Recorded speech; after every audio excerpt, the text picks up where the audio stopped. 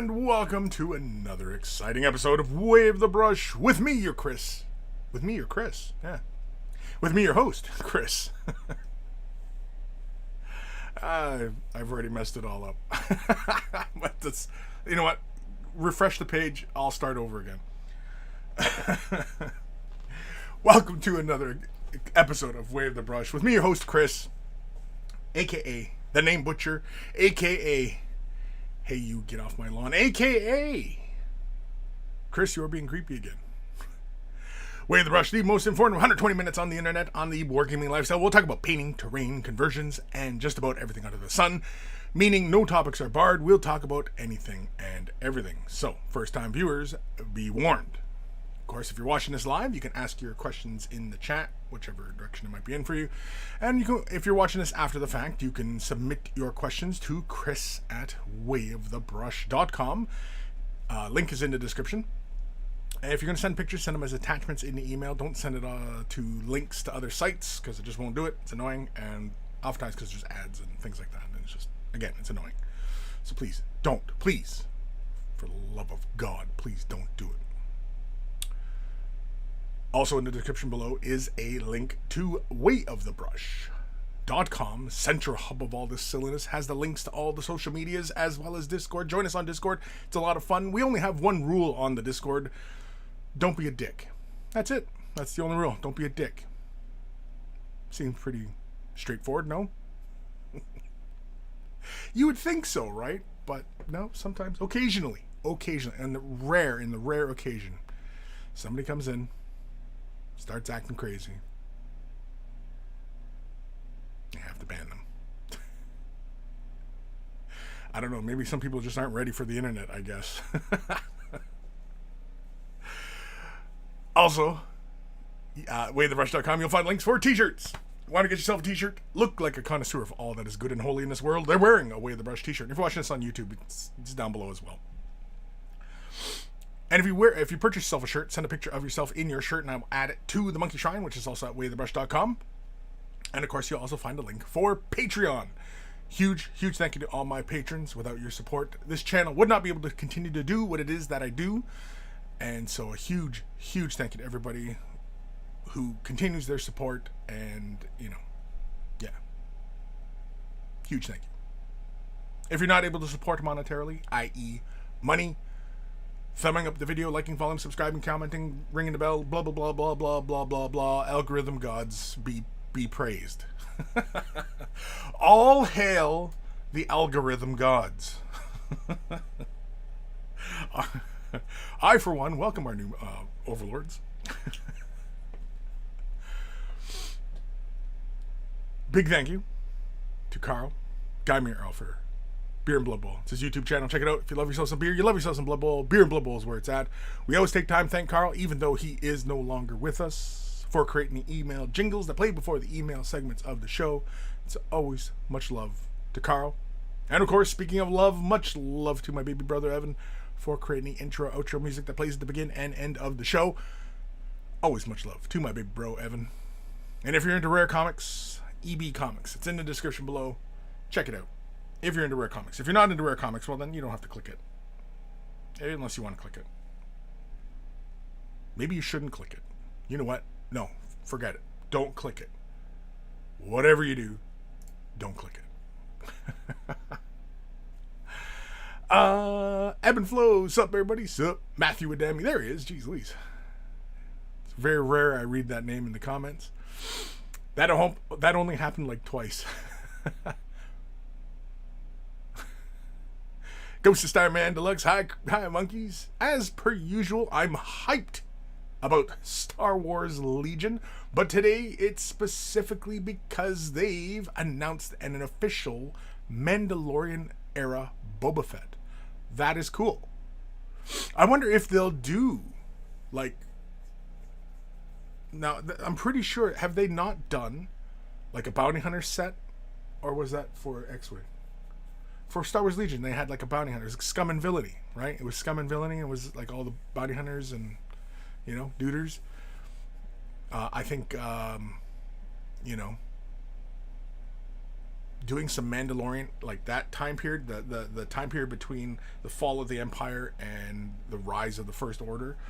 I think that's a fun time period as well, because you can tell, because really there's not a lot of story that has been, told there. I realized that there was that one animated show. I never even watched it. I'm all about the Star Wars, and I never watched that one. I don't know. I think really the animation style didn't really appeal to me, and yeah, I just wasn't, I wasn't sure. You know what I mean? So I never watched that show. What was it called? Resistance? Yeah, I think it was called Resistance. Never watched it, so I have no idea if it was any good, if it was worth a watch. You know what I mean? Like, I love Clone Wars. Clone Wars is fantastic. Bad Batch, a lot of fun. What's the other animated?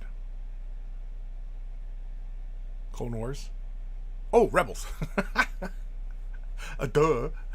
Yeah, Star Wars Rebels. I loved Rebels. Rebels was great. So, yeah, like it's, I don't know. I never got into Resistance. I never watched a single solitary minute of it. So I can't say. I mean, I can't say if it's good or bad or what, but it just, it didn't grab me and, shake me and say, Kris, you need to be watching this because this is some great Star Wars storytelling. You know what I mean? Like, and nobody said it to me. Nobody said, no, said, Kris, you should be watching, Resistance. And it's, I don't know. I don't know. I just never did, Lady B Miniatures and Arts. Yo. Yo. Yo. Bar 1. Hey, first time in a while I catch the stream. Hope all is good. Everything is pretty good. Thank you. I hope everything is well with you as well. That was lame. Yeah, everything's good. Things are trucking along. I've been recently finishing up the McFarlane.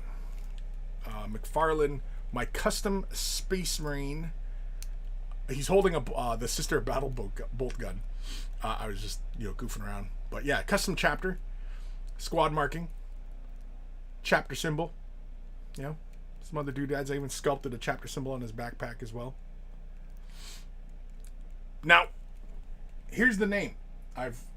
Now this is, it's mostly, work in progress. I was having a discussion with a friend who was had some strong opinions about the name, and I'll run it by you guys. So because I do plan on doing a little write up for this custom chapter, because I may translate this color scheme to 28 mil and do like a small unit of them, assortment of them. Who knows? It might shape into an army. Who knows? I'm not committing to an army. I'm not committing to, to a lot of things. I know some of you might be thinking, oh, another guy can't commit, but hear me out. Anyway, the custom chapter name is Thunderers of Terra. Thunderers of Terra. That is the chapter name. I haven't quite worked out like all of, the details of, the chapter, and I'm also thinking of some other ideas as far as like squad markings are concerned, and you know what I mean? Like I'm just trying to, have this whole thing. And yeah, friend, I won't name names, but he's a regular. He's a well-known friend. And yeah, he felt it was pretentious.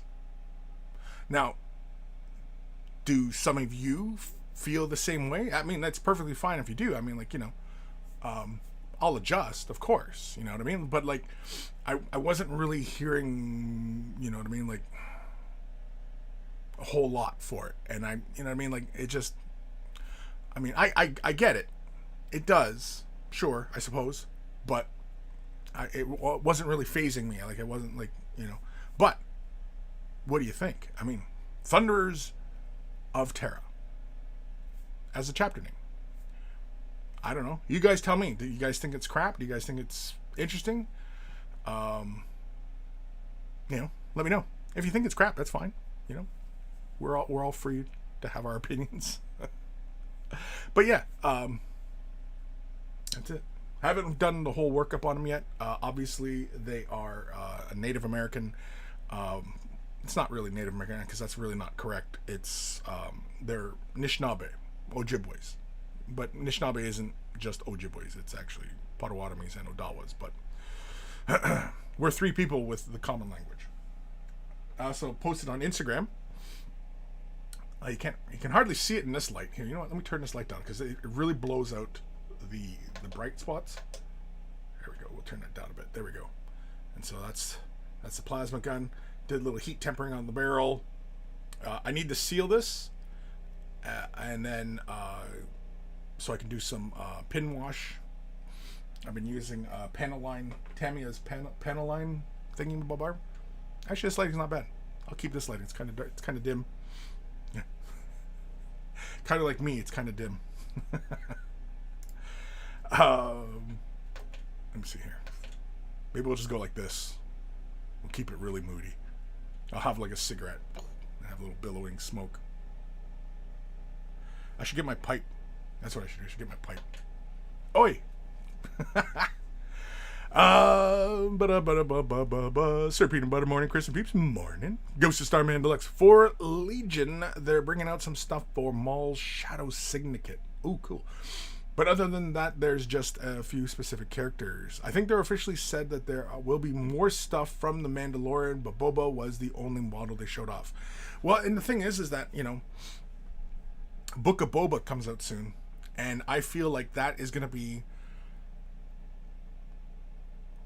just a bunch of stories of a bunch of bad guys, right? Which I think is fantastic because it allows you to tell some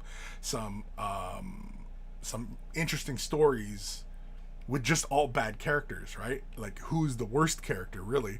It just becomes a kind of game like that. Like, I mean, we've talked about it many times in the past, that I've never watched Game of Thrones. And then I finally sat down, and my son and I, we spent we binged it over a couple weeks, and we watched all of Game of Thrones. I've never read the books. I have no interest in reading the books. And I really wasn't, super fired up to watch Game of Thrones. But I watched it, and, a couple episodes in, I really started to get into it. And, of course, as many of you know who've watched Game of Thrones, I'm going to assume you all have watched Game of Thrones. Spoiler, if you've not watched Game of Thrones, stick your fingers in your ears. They're all terrible people. They've all done bad things, which is kind of, somewhat realistic in the sense that, like, this world we live in, it's full of terrible people. And yeah, and so I think Book of Boba might be something like that, where it's just a story about all sorts of crappy people, which would be interesting and dramatic, and good opportunities, I think, for some comedy and that kind of stuff, because yeah, they're just all terrible people. Matthew Demi, I couldn't do Rebels. The kid in the kid in it was just horrible and whiny. 90% of the characters were 10-ply. Rebels, no, once you start getting into it, it gets good. And yeah, Ezra, he starts off as an annoying little kid, but I mean, again, Star Wars is for kids. I realize that Star Wars is for kids. So when I go into it, I'm not expecting Shakespeare, right? So yeah, even though some of the stories do kind of rip Shakespeare, but anyway. Bar one, looking spicy, the McFarlane. Thank you. Yeah, he's a lot of fun. I've been doing that on live stream, and I've also been posting it on this channel here, just getting projects done and stuff. He's almost done. There's just a few things on his gun. The figure himself, I think I'm done. He feels pretty done. And so yeah, and so I've been kind of wondering, like, what is something that I should be working on next. I've been putting those feelers out there. And if you guys have an idea what I should be, what project I should tackle next, I mean, I have a bazillion different projects to work on. I even have some projects that I shouldn't be talking about. Yeah. And I have no idea when I'm going to squeeze the time in to paint those up. Anyway, Dr. Santos, hello all. Or hello. Internet, being poopy again, but I'm still here and functioning. Well, welcome. Welcome back. Welcome and welcome back. Ghost of Starman Deluxe. I like the name personally. Yeah, I was fine with it. Like I said, I'm sure some of you probably feel the same way as, it feels, pretentious or, I don't know, lame. I mean, like, that was really my concern, was that I didn't want to pick a name that sounded lame, right? And I wanted something that sounded, akin to a Space Marine chapter, right? I mean, like Blood Angels. What's a Blood Angel, right? A Dark Angel. Might as well just have Blue Angels. Death Angels, right? I mean, like, you might as well just have just have the run of angel names. I mean, like, I just wanted something to sound cool. And it was thematically fitting for the chapter I made.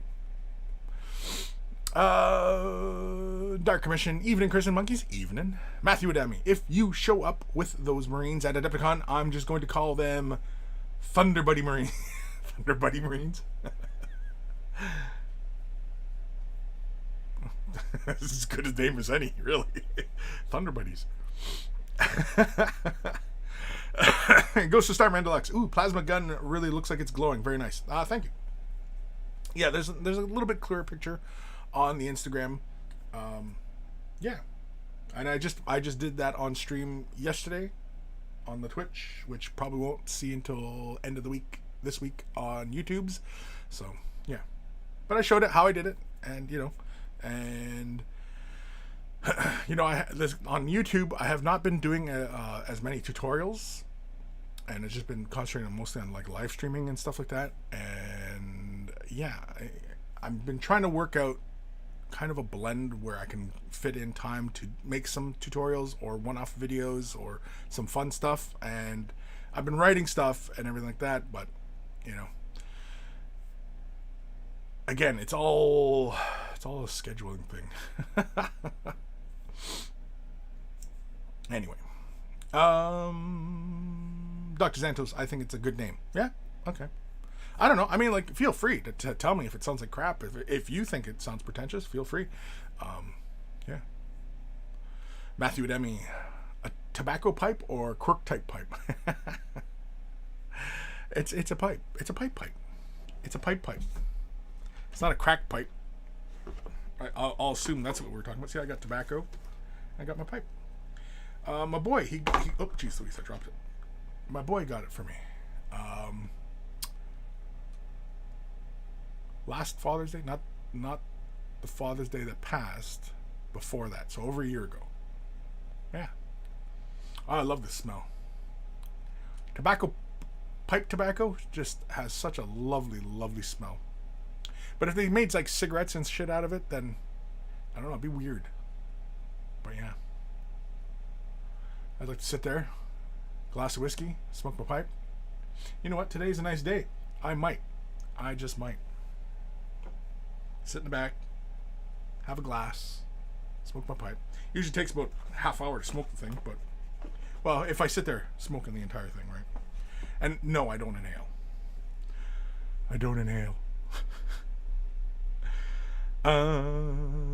Evan Belleau, Thunderers of Terra, TOTs, don't teeter tots.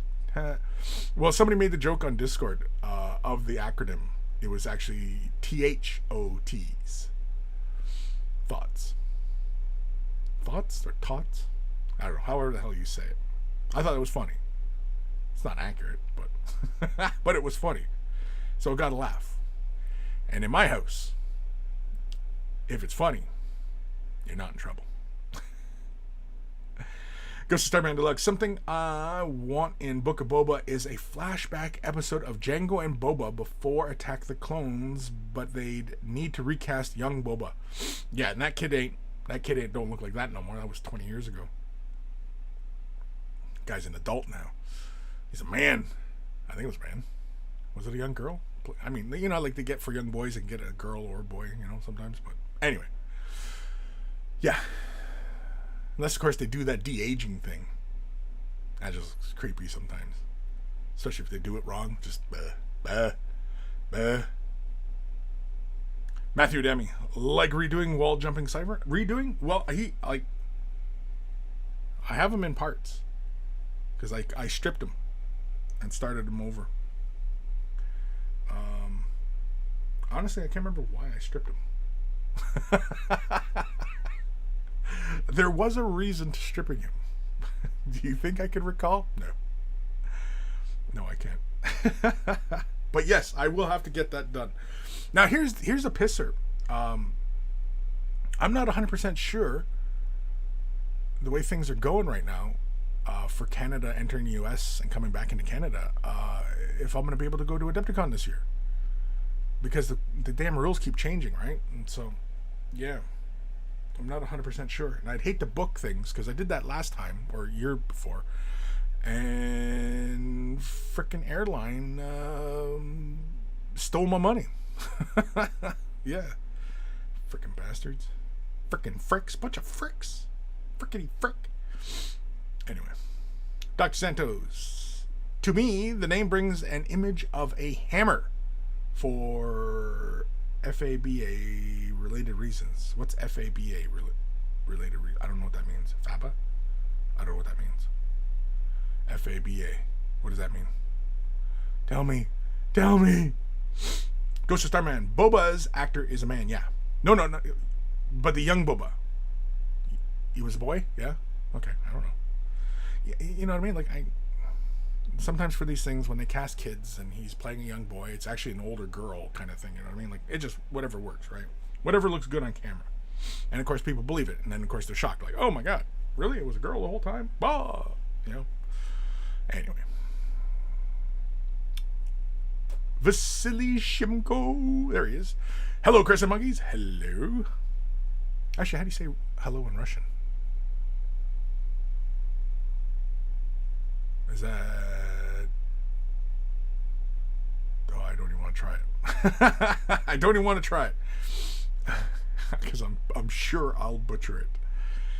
Ghost of Starman Deluxe. I think de-aging him would also involve him walking around with sneakers on his knees. Yeah, probably, right? I mean, yeah, it's kind of like Dwarf. You're probably too young. And anyway, Tim Conway. Yeah, Tim Conway used to have this bit, Dwarf. Look it up. Go on YouTube. Well, if you're already watching this on YouTube, then you're already here. But type in Dwarf, and then you'll see it. He used to do bits with like Super Dave and stuff. I'm probably naming a bunch of things that you're like, I don't even know what that is, man. What are you talking about? That is some crazy shit right there. Dr. Santos, FABA, Fantasy Battle. Oh, Fantasy Battle. Oh, okay. So you think it sounds more like a fantasy battle type of thing. Interesting. Like you could imagine it like an Age of Sigmar, Stormcast kind of unit name, Thunderers of Terra. Although there's no Terra in fantasy, but anyway. Or do they don't call Earth, do they? What do they call it? It's just called the Old World, isn't it? Whatever the hell that is. It's not much of a name. Matthew Dami, listen, I'll stand on the side of the river in my Kevlar with my megaphone, and you stand stand on your end with your megaphone, and we'll just yell across the river at each other. Yeah, we could do that. I live near near Niagara Falls, so we're gonna have to turn the megaphones up because the falls is really loud. The falls is really loud. Fallses. Is that the right word? Fallses. Anyway, Ghost of Starman. Yeah, a young Boba was a dude. He's like 33 now. Yeah. Evan Belleau, Dorf on bounty hunting.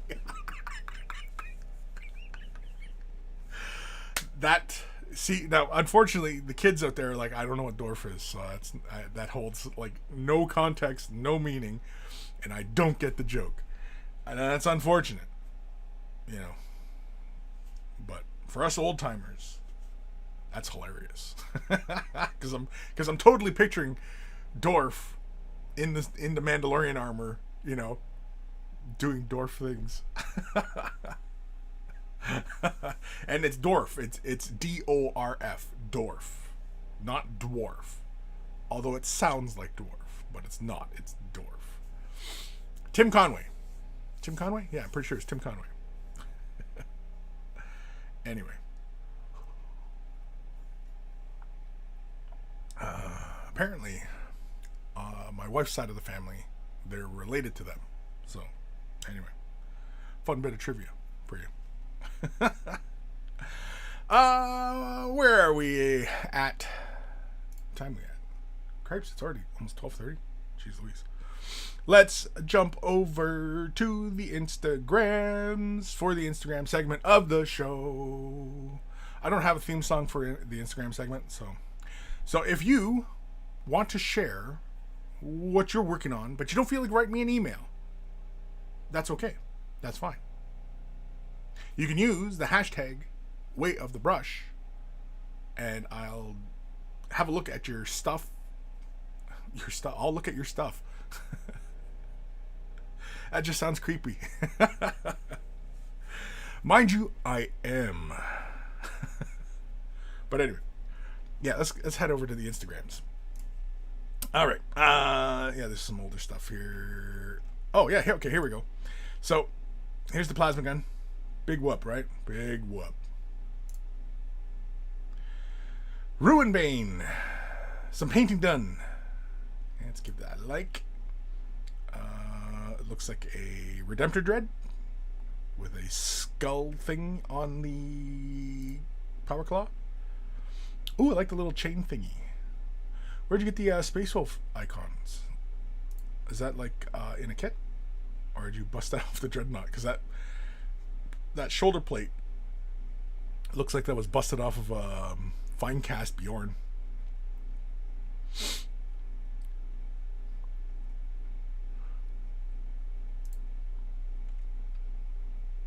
Yeah. Oh, this is a different Dread. I liked what was going on with that axe. I kind of wish the pictures were a little bit clearer, but that's all right. Tech Priest Duder thingy. I don't know all these Space Marine names. I think it's solid painting. Solid painting. It's good effort. You know. Take your time. Don't be in a rush. You know, I realize, you know, a lot of us, we want to get our models done, get them on the tabletop kind of thing. But I think in the long run, you'll be much happier, you know, taking your time. Take your time. Don't be in a rush. It ain't going anywhere. Oh, yeah. Anyway. This one is from Disco Mini Painter. Couple of undead from Zealot Miniatures. Lynchmire Dungeon. I like Buddy on the right. I like that he's got that glow going on in his eyes and his mouth. Buddy on the left. I like the scythe, the blade of the scythe. I like that. It's really rusty and yeah. I like the skin on the guy on the left too, with the glowy face. Unfortunately, like the glow on the skeleton duder isn't quite as, you know, as intense. Now I get the feeling like, because it's kind of a tough call, right? Because like to make things look like they're really glowing, you have to have contrast. It's got to be really contrasty. And for the really bright elements to look really bright, they need to be surrounded by darker elements, right? So if we were going to do this skeleton dude, yeah, I would recommend working with darker bone colors, right? And also too, I mean, like the backdrop is kind of, you know, bright, and you know, like it doesn't convey that sense of light intensity. It just feels more like kind of green in these elements versus Buddy on the right. Buddy on the right, I get that that's glowing, but Buddy on the left, he doesn't feel the same because the bone is so bright, right? And you need that contrast. See, like Buddy on the left feels a little bit more contrasty, so that plays better on that surface.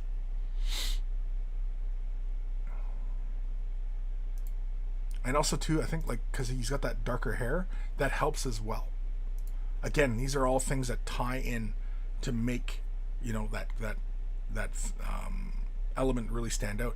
In fact, to really, like, if you were going to lean really heavily into the glowing bone bit, like he's glowing with, you know, undead energy or something like that, I would have probably started off with a really, really, really dark brown and highlighted, you know, a little bit of a light cast on him, simulating like moonlight, and then painted all these little glowy bits in an intense glowing color, right?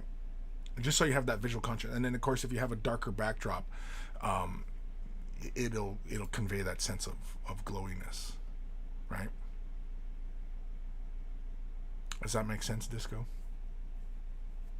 But yeah, like if you're gonna do OSL and stuff like that, yeah, you got to have contrast on the model. You got to have, like, it's got to be on a dark backdrop to really give that impression. Ooh, let's give that a like. This one's from our good buddy Kim. Kim is doing the kill team from Kill Team, the Orc kill team from Kill Team. I'm saying Kill Team too many times. Finished the first 2 Orc Commandos. He posted these on Discord, his work in progress of the, like, what he was doing for the flesh, and like both iterations of what he was doing for the flesh were really good.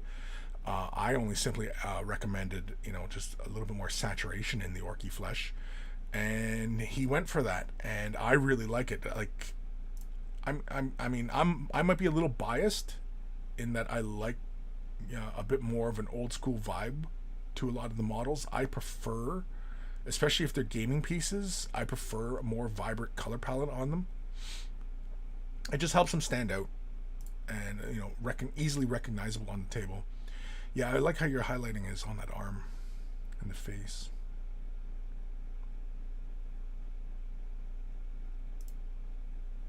And of course, knowing Kim, he probably got these done in 10 minutes. Yeah, I like the grenade. Is it grenade? I like this guy. For some reason, this guy just really works well for me. As far as like all the colors going on, like he feels like a riot of color, and he's an orky, so, you know, it's very forgivable. But I like just the balance of it all.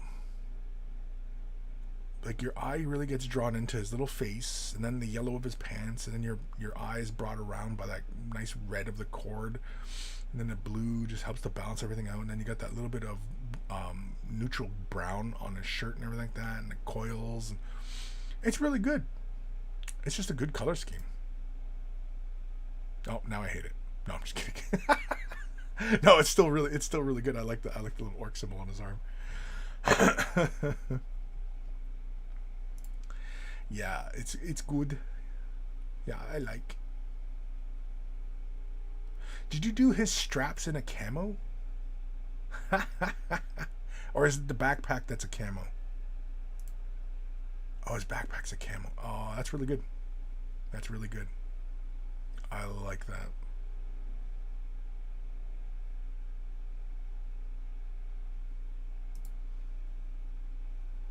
Yeah, I really like that, dude.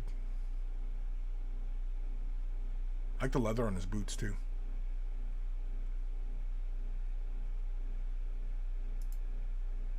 His little bomber squig. Where's the bomb squig plushie? Where is it? Where? God damn it. Oh, here's a bomb squig right here. It's a bomb squig.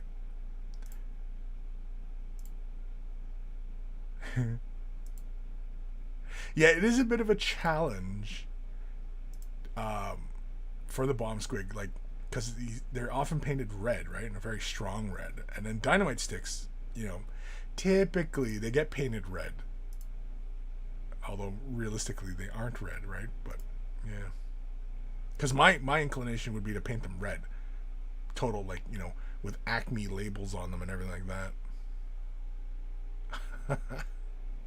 It's a really good job though on the squiggy. Haven't we seen this picture before? All finished 12-inch Marines, 3 McFarlane, and 1 Bandai. Yeah, I really like the Blood Angel. The Bandai just feels so smooth in comparison to the other guys. He just feels really, really smooth. Smooth. Yeah, I really enjoy the weathering on this one, though. This one's really good. Yeah, that's good. And I like this Space Wolf. This guy's good. But I feel like that weathering is just a little too much. Just a little. You went way better here. I'm not saying repaint it, Kim. I'm just saying this is good, but I prefer this one. Really good, but a little bit better. Really good, but better. Just bounce around. Legion. Oh no, we looked at this one. Yeah, because I remember the chunks and such. Did I get an answer on that, Legion? How you got the little chunky texture on the fist? That little bit of gore and kind of Texas Chainsaw Massacre kind of vibe going on that armor, on this fist. Did I get an answer to that? I don't remember getting an answer. But anywho, yeah, so if you want to share your work and have me have a peek at it. Now, I don't normally do like any kind of critiquing or anything like that. It is usually just, have a look, my initial thoughts. But otherwise, yeah, I mean, like if you want any kind of critiquing or anything like that, usually we save that for the email. Just because, that way we can get a little bit more specific and actually kind of have a little bit of a conversation and also give me kind of a bit more of what your thoughts as far as what you're looking for, as far as like where you feel like you need to, step the game up a bit. You know what I mean? So, yeah. I have no idea where I am in these comments. Dr. Santos, Thunderers are a ranged dwarf unit from Fantasy Battle, but for some reason my mind thinks that they have big hammers. Like the metaphorical big hammers or like literal big hammers. Anyway. Ghost of Starman Deluxe.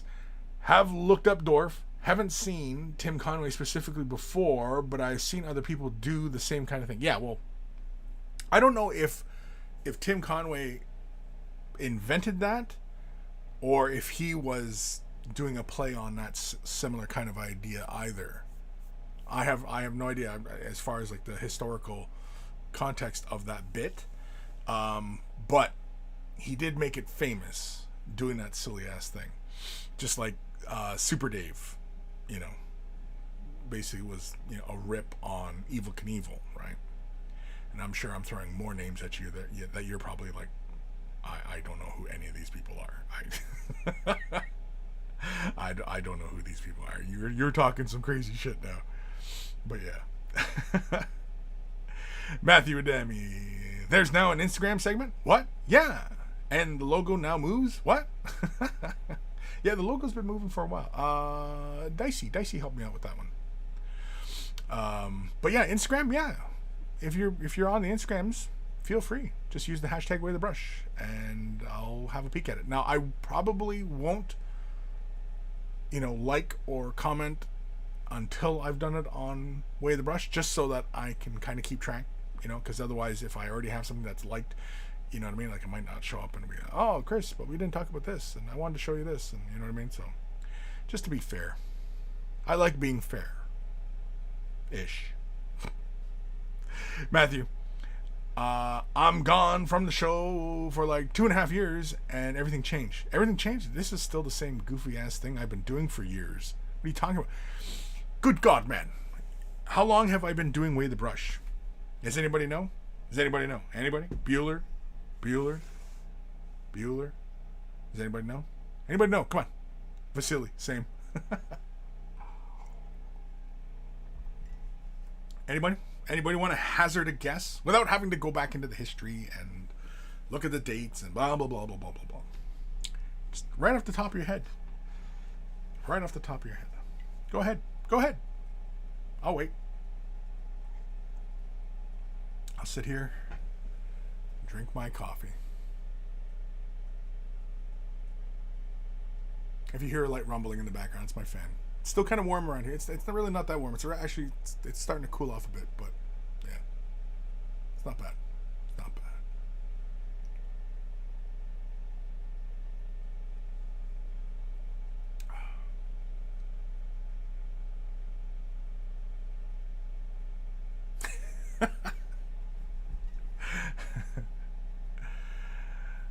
Matthew Demi, come on, everyone should know Evel Knievel. Do they though? Do they?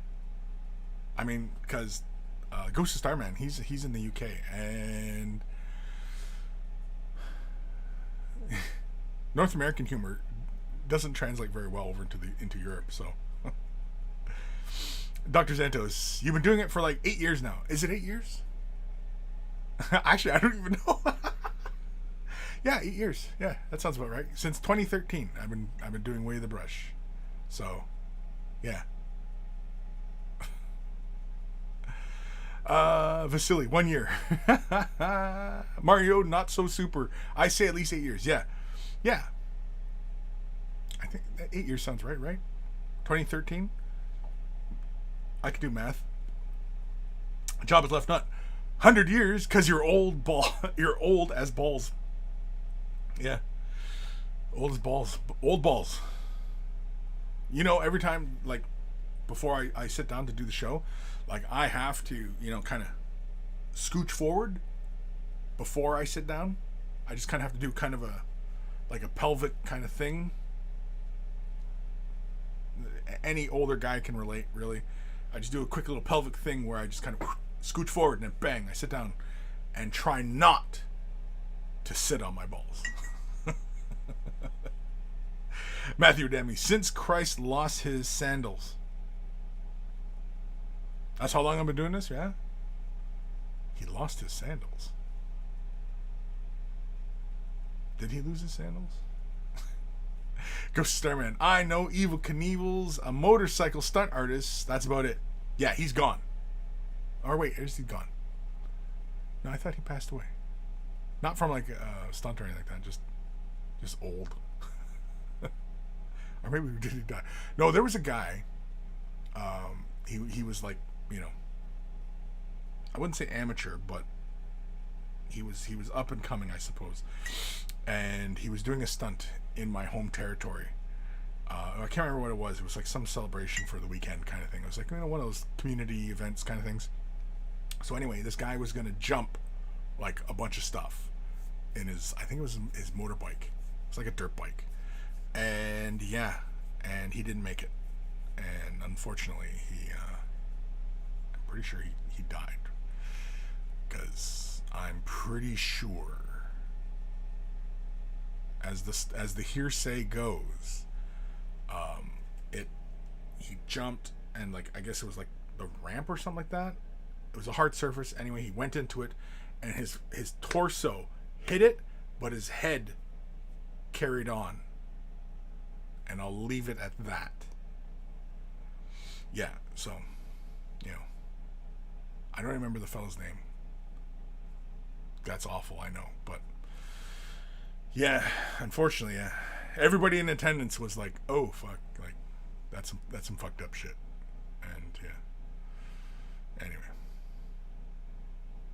Dr. Zen says, "I remember you doing this in 2013 when I lived at a certain apartment where my sauna reservation was at 18:19 on Fridays." Yeah. Yeah, Dr. Santos, yeah, you've been around for a while. I know there's a few of you who have been around for a very long time, and for some strange reason keep tuning in, and I don't know why. You might be half cracked. I'm just gonna come out and say it. You might be half cracked. Just saying. Matthew, his kid's still doing stunts. Is he? Jeez Louise. Yeah, I don't know. I don't know. Yeah, I don't have the whole bio on Evel Knievel. I mean, like when I was a kid, Evel Knievel, like when we were all on our bikes doing jumps and stuff like that. Yeah, it was we were all imitating Evel Knievel. Yeah. Some of us didn't make it. Some of us didn't make it to the 21st century. When I was a kid, a lot of this stuff growing up, it was a lot of survival of the fittest. Matthew, honestly, because I have nothing better to do than to watch than this. True. You know what? I'll take it. Default. Default. Yeah. You know, because there's nothing else on. Yeah, I get it. There's not really much else good on. Oh, okay. Here's a question for everybody, because I'm willing to bet a lot of you are into science fiction and, you know, stuff like that. I'm willing to bet. Hazard a guess.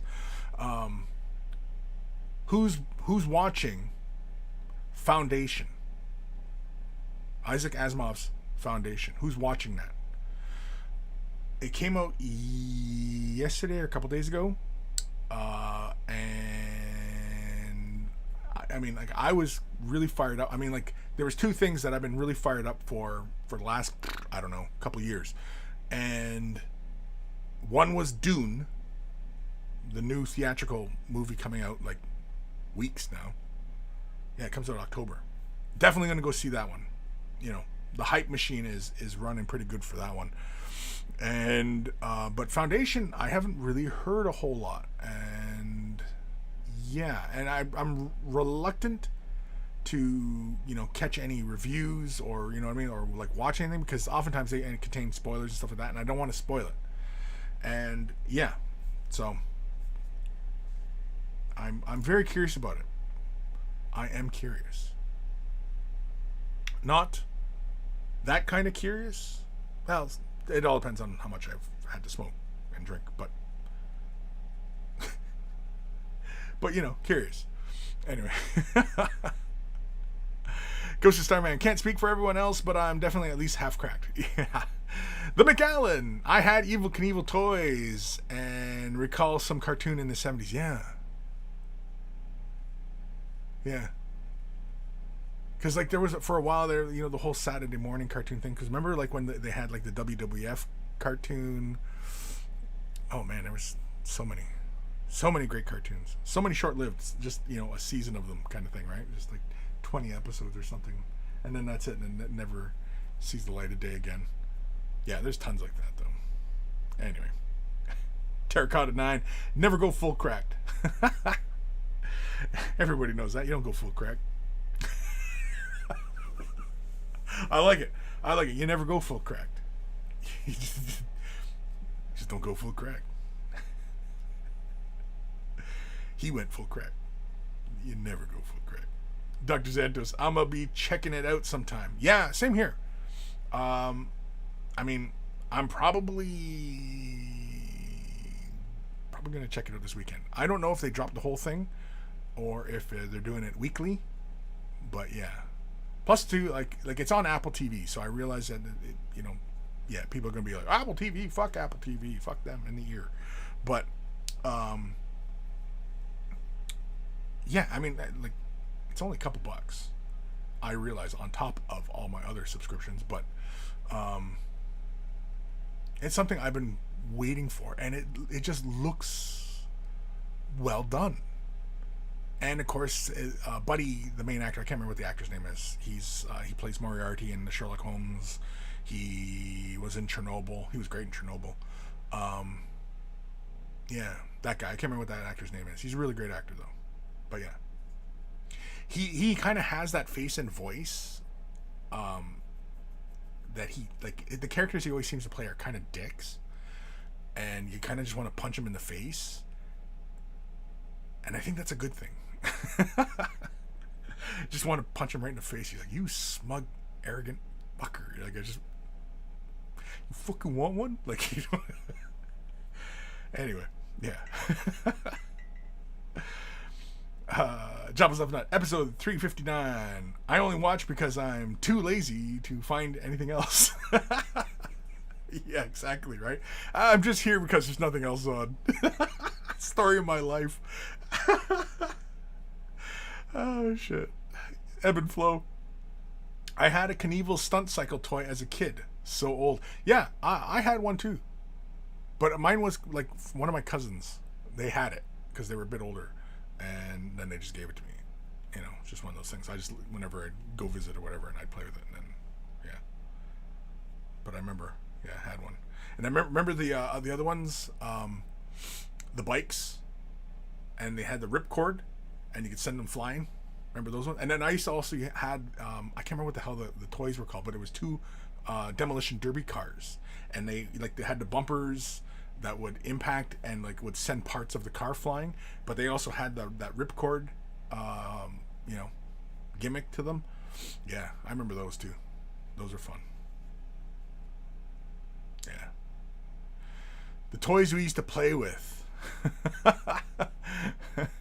you gotta look this shit up in history books now. The dangerous toys we used to play with. Remember lawn darts? Anyway. Dr. Zantos, have you seen Final Space on Netflix? No, I have not. Any good? There was one. I think it's like I don't know if it's German, called Dark, on Netflix. That one had me interesting, but I don't know if I really feel like sitting there reading subtitles the entire time. And my German language studies are not really up to par. So yeah, but yeah, I'm pretty sure it's Dark. I think the show is called Dark on Netflix. It looks really good. It looks interesting. Yeah, it looks like some dark sci-fi type stuff. I like dark sci-fi stuff. I mean, I'm sure many of you are probably shocked by that, but yeah. The McAllen cartoons like Dungeons and Dragons. Yeah, Dungeons and Dragons. My mother used to love watching that with me, even though she is not, a huge nerd or anything like that. But yeah, I remember my mother used to enjoy watching that with me. Her favorite character was the jerk with the shield. The hell's his name? What was his name? Buddy with the shield. It wasn't Lance, was it? I thought Lance was the archer. Anyway, yeah. Because he was such a jerk and just an annoying character, and he was like, constantly just, pain in the ass in the show. But yeah, that's some happy childhood memories I can remember, sitting there watching Dungeons and Dragons with my mother. But mind you, though, I mean, it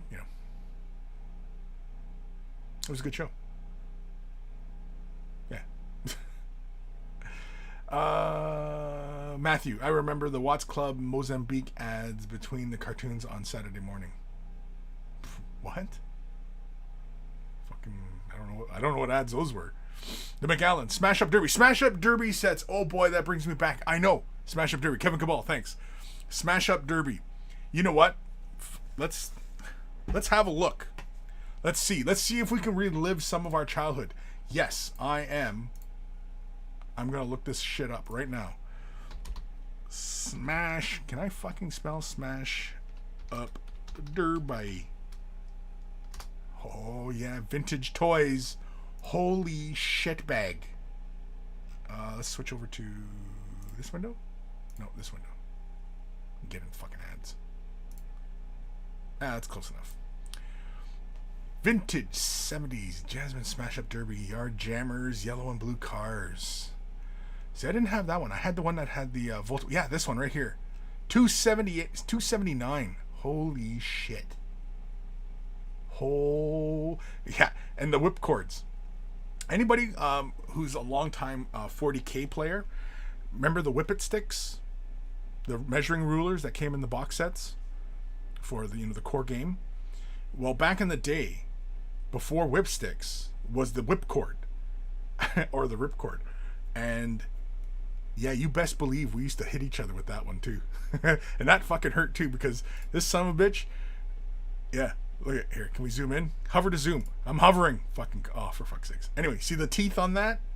Oh, yeah. We used to kick each other's asses with this thing. 73 was when this set came out, really? Well, this was before I was born, but I had a set of this.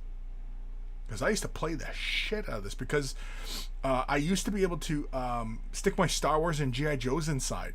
Because I wanted fucking bodies flying. I know that sounds awful, but yeah. Yeah, and then they wonder why that so many kids, people my age, do so much rubbernecking. Yeah, I remember that box art. Yeah. This was 73 when this came out? Damn. This is plastic and die-cast metal. Yeah, die-cast metal.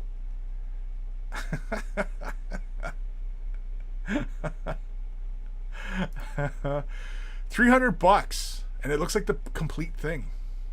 Damn. Well, here's another one. 179. Oh, he still got it in the original box. I kind of just want the whipcord, just so I can whip people with it.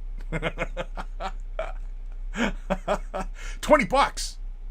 Fuck off. It's gotta be just. Oh, it's the box only. See, that's why it's important to read the ads. Oh yeah, I remember this one because it had the smash up cars. Yeah, it had the sport, like the dragster and everything like that. Damn. See, even I missed out on this shit. But I remember the drag cars. Oh man, you put that ripcord in there, these sons of bitches go flying.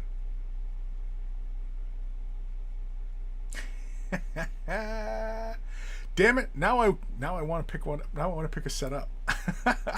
Do I feel like spending $300 on nostalgia?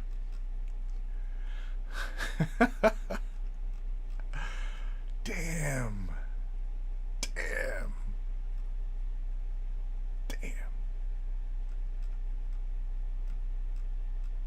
Man, I used to kill many an hour just smashing up my toys. And that's what this toy was. It was just to encourage you to just smash the shit out of your out of your toys. But yeah, damn. Smash up derby. That's some nostalgia for your ass. For any of you cats that are old like me anyway. Of course, you probably could find, man, like if you found that like a garage sale, whew, man, snap that up right away. Damn.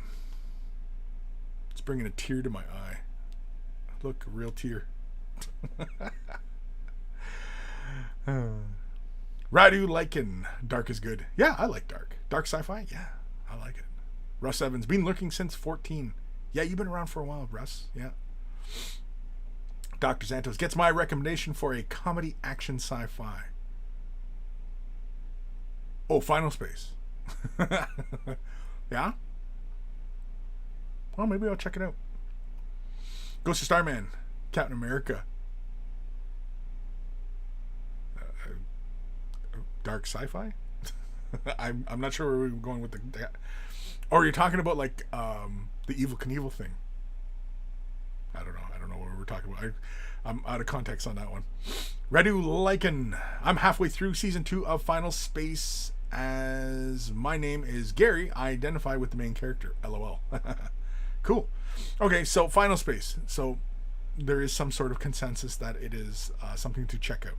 Well, I will have to give it a shot. And in the future, don't be surprised if I'm talking about how awesome the show is, or how you all led me astray.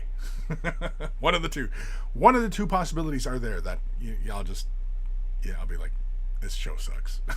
Or this is the greatest thing since sliced bread. I don't know, why is that the expression? Greatest thing since sliced bread. It's such an old-timey type of an expression, you know? Old-timey. Ghost of Starman. Where the 40K whipsticks, 18 inches and red? Yeah. And if so, they had some of those at the club when I started out. Yeah. Oh yeah, you'll still find them in some game clubs because they won't get rid of them. But yeah, when those were out, And anybody who is like really close gamer buddies, especially for anybody who likes taking the piss out of each other, yeah, you just get those whippet sticks, because that's what we used to call them, whippet sticks, because everybody just start fucking whipping each other with them. So it's your turn. Oh wait, okay, start moving your models. And then it's, what did you roll? Oh, I rolled that. Oh, it's cocked. Oh wait, okay, I'll re-roll. You know what I mean? Like, you just did that stuff, right? Whippet sticks. But back when I was a kid, with those ripcords, because everybody was playing with those damn things. Yeah, everybody was just coarse, because it had a handle on it. Like, it just got the short little handle. You just put it through your fingers, and you can just. Oh yeah. The days we grew up in, they were brutal. Brutal. We might as well have been living in caves. For all you kids out there, we may as well have been living in caves, and still hunter and gathering food at Walmart.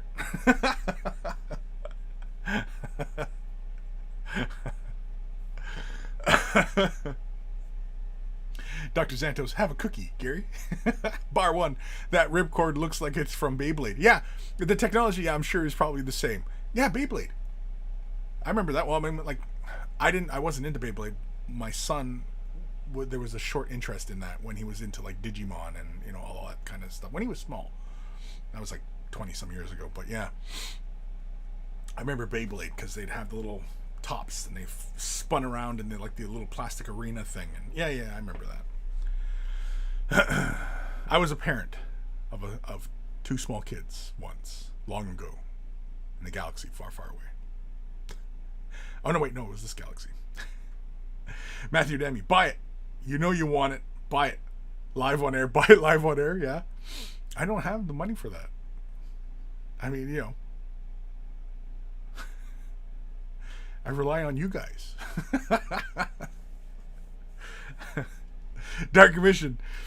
I had a Pink Panther car with the ripcord and all the Thunderbirds. All the Thunderbird ships, yeah. I only ever had one of them. And it probably was like just one of those one-off things. Yeah. Anyway. Matthew Demi, buy them and paint them new details on them and claim it as a business expense. I like where your head's at, Matthew. I like where your head's at. Ghost of Starman. I said Captain America because you were asking who the guy with the shield was in the D&D show. Oh. Funny. I get jokes. Yeah. No, it wasn't Captain America. Dungeons and Dragons, the TV show. Look it up. I'm pretty sure the episodes are on YouTube. There was a character. I want to say his name was Lance. And he's just a conniving little dirtbag, and he's cowardly, and he's like their paladin. And yeah, it's funny. Like, it's not a comedy show, although it has funny moments, but it was just a well done adventure show. And yeah, I have fond memories of it because I used to watch it with my mother. My mother used to actually actively watch it with me, and yeah, it was one of the few cartoons that she would actually watch with me because busy woman and stuff, right? But yeah. Ebb and Flow, I don't remember those at all. You don't remember the Smash Up Derby? No. I guess my childhood was better.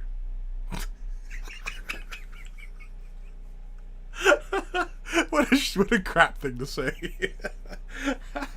I guess I lived. I don't know. Maybe I lived. Oh man, Matthew Demi, have you ever tried to eat a whole loaf of bread in one sitting? God, no. I barely eat bread as it is. I don't eat a lot of bread. I'm not much of a bread guy. Just yeah. Dr. Santos, Betty White is older than sliced bread. That's true. That is true. She is older than sliced bread. Quirk, there he is. Explains so much, buddy. Oh, but the whippet sticks.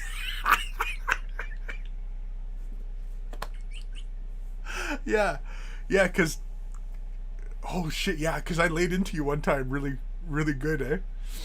Yeah, I remember that one day. Now, refresh my memory. Why did you get whipped? Feel free to explain to the class why you got whipped that day. And I think I got you pretty good. I got you pretty good because I remember. I think I remember distinctly there was welts like across your ass. I don't remember looking at your ass, but I think it was on your leg or in your back or something like that. And I got a couple good ones on you. Anyway, yeah, I used to beat up on Quirk a little bit, just a little bit.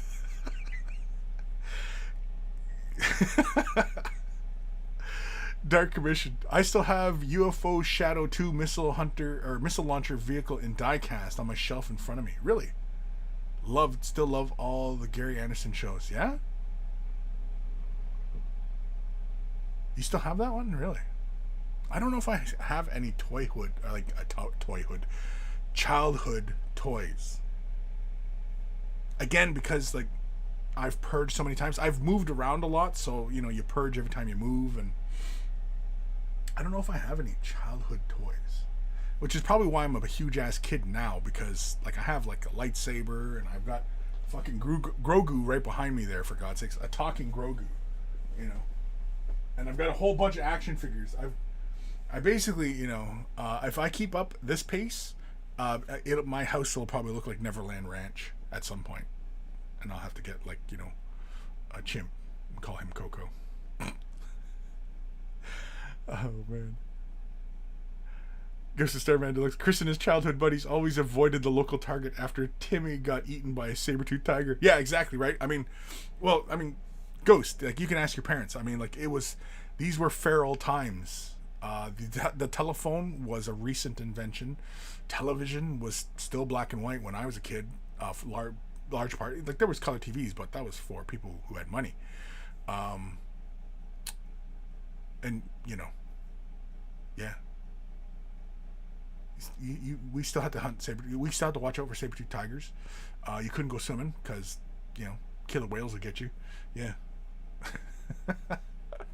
Matthew Demi, remember Hercules with Kevin Sorbo? Speaking of old stuff, yeah, Hercules with Kevin Sorbo. Yeah, I mean that was his high point, Kevin Sorbo, because I don't know what the guy does nowadays.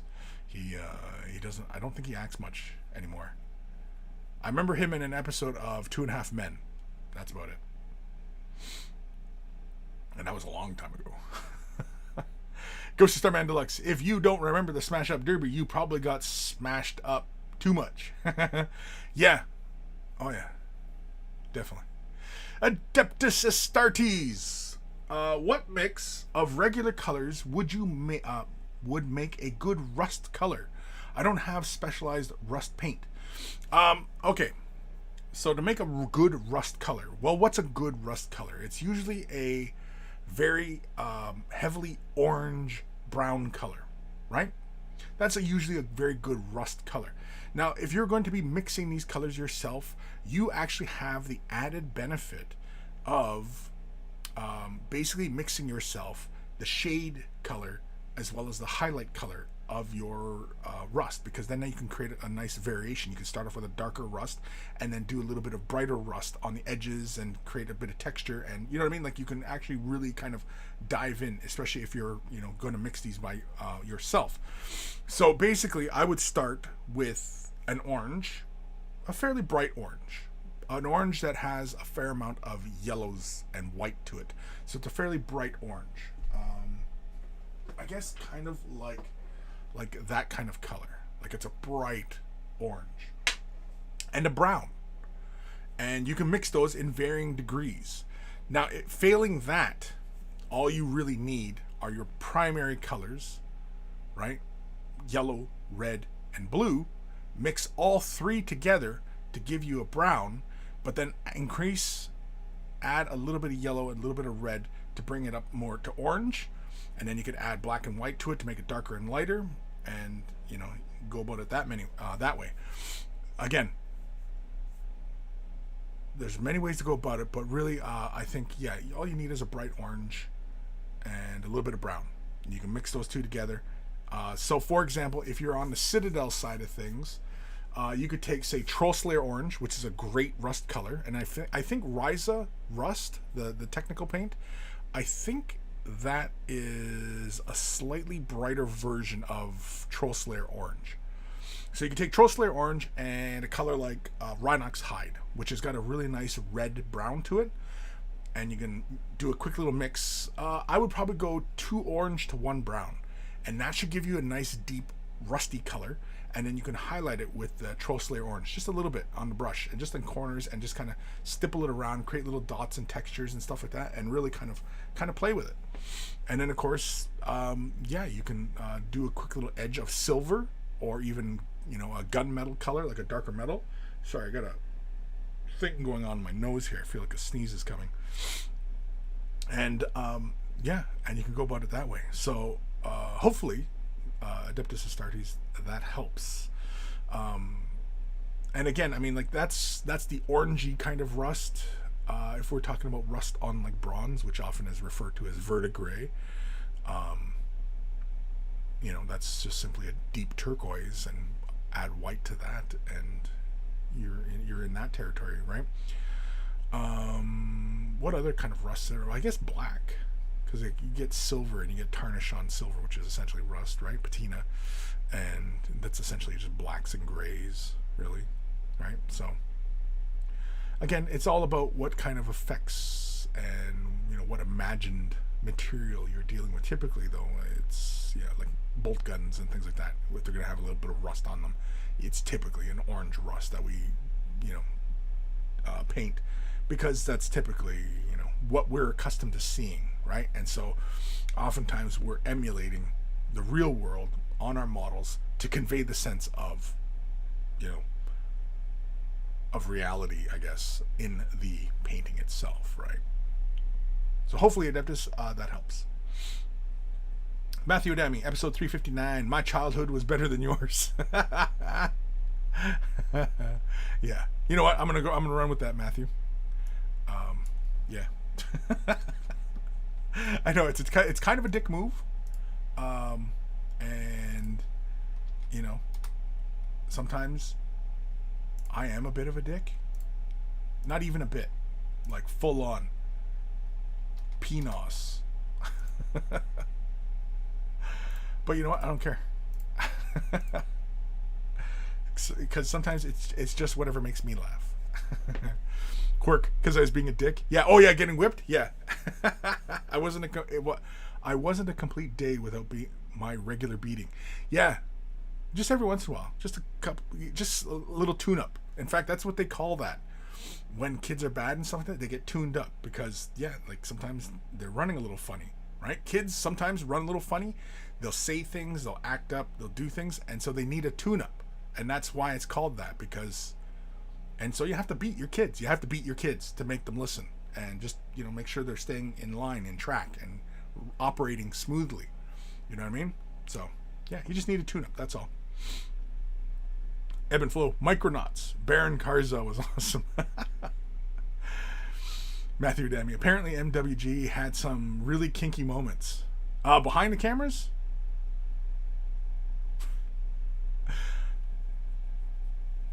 I'm not saying that sodomy was involved, but Evan Belleau, also Mazinger, Giant Robots. Yeah. Yep. Dark Commission, episode 359, Parental Advice, 1970 style. You'll have your eye out with that. Yeah, you'll poke your eye out. Definitely. Heard that one many times. In fact, yeah, ironically enough, yeah, it was with a BB gun too. I had a BB gun as a kid.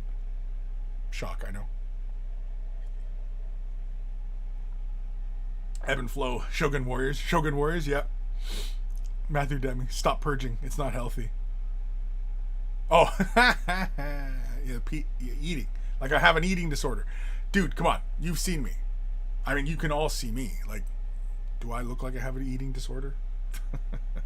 Do I look like I miss many meals? Ghost of Starman. I think when my parents were kids, there were only about 4 TV channels. Yep. Yeah. In the UK, yeah. It was about the same as well. In North America, there wasn't that many channels. It was NBC, CBS, ABC, PBS.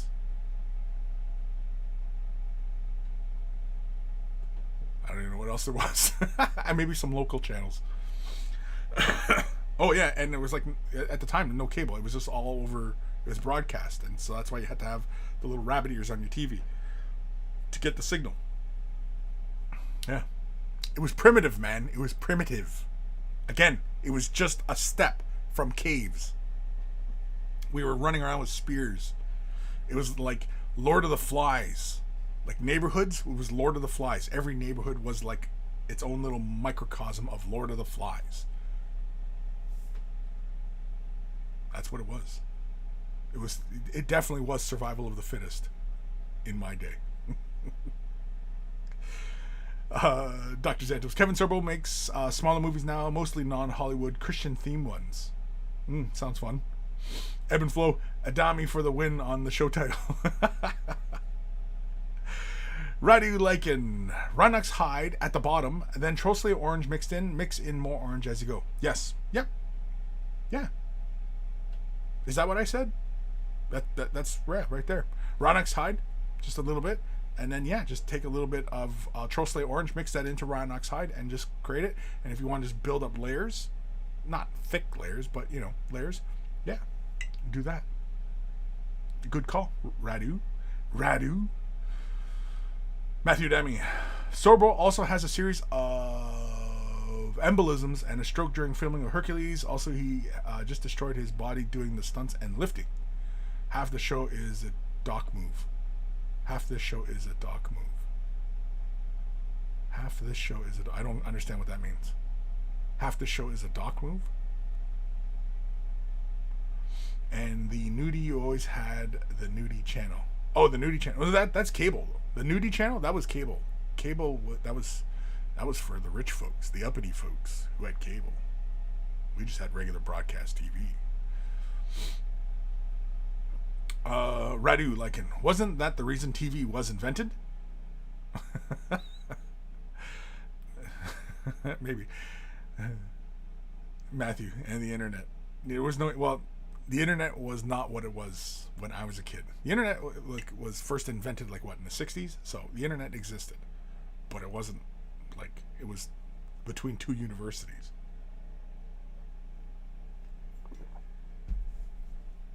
My coffee's cold. Oh my god. Anyway. Quirk. Good to see you, buddy. Back to work for me. Gotta make that dollar signs. Let's get together soon. I need a tune-up. Yeah, we should get together for a drink, because you're all married up now, right, bud? All married up? Or has it already happened? Has it happened? Did it happen? I don't remember. Either way, congratulations. If I hadn't said that already. Or if I did, then I'm just repeating myself. Which I do a lot of. Oh, engaged, not married. Okay. Well, either way, congratulations. Kids? I'm not sure if you can actually have kids. Can you legally have kids? Can you? I don't even know. Ghost of Starman. Oh, here's a funny story.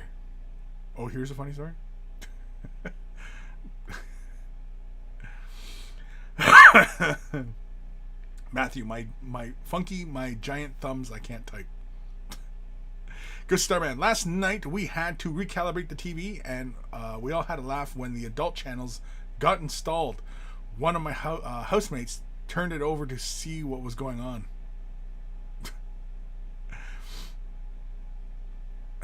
Quirk, after my punishment, my sack took at MWG, prob not.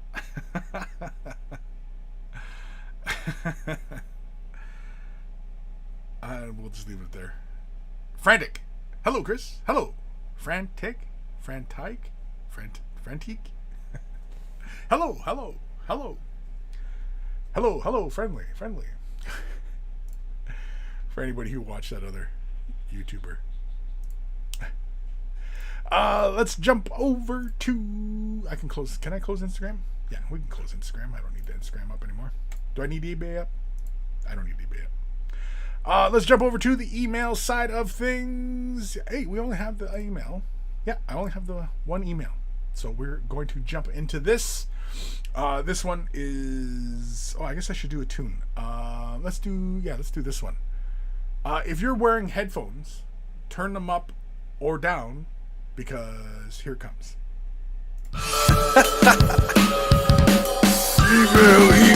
Email time. Email time.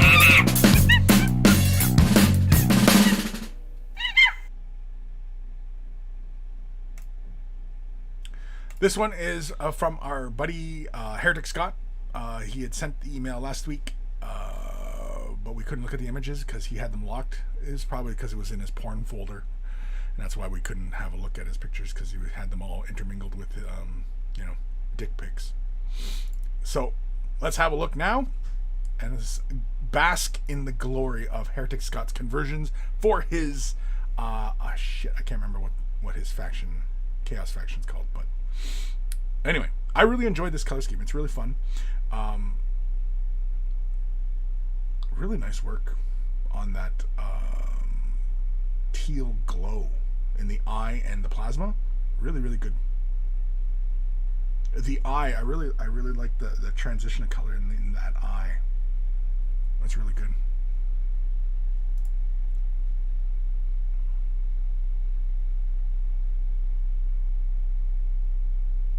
Yeah.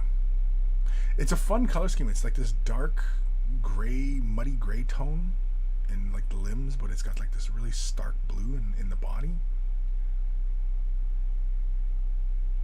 Yeah, that plasma glow is solid, man. Solid. Oh, did you do a little catch light on his helmet? Is that what you did? Did you do that?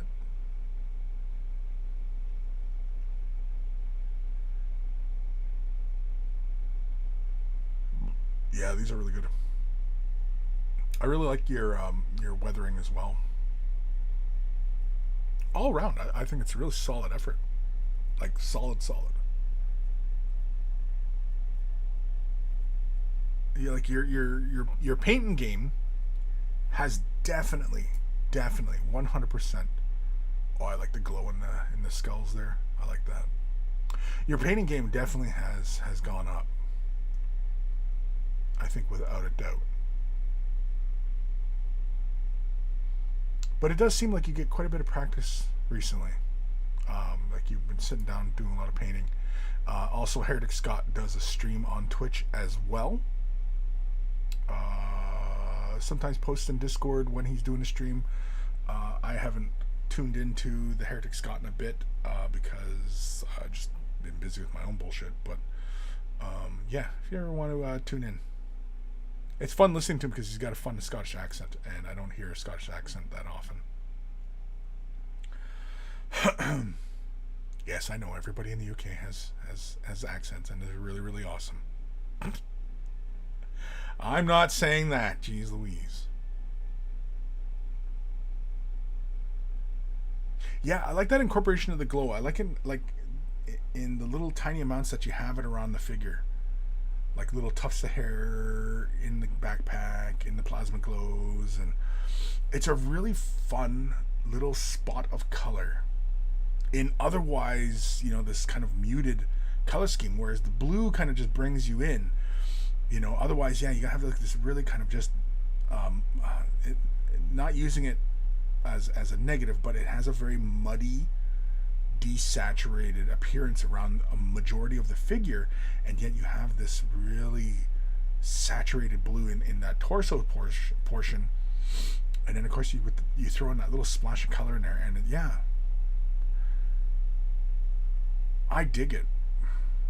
It's a fun color scheme, and I'm pretty sure this color scheme is his own invention.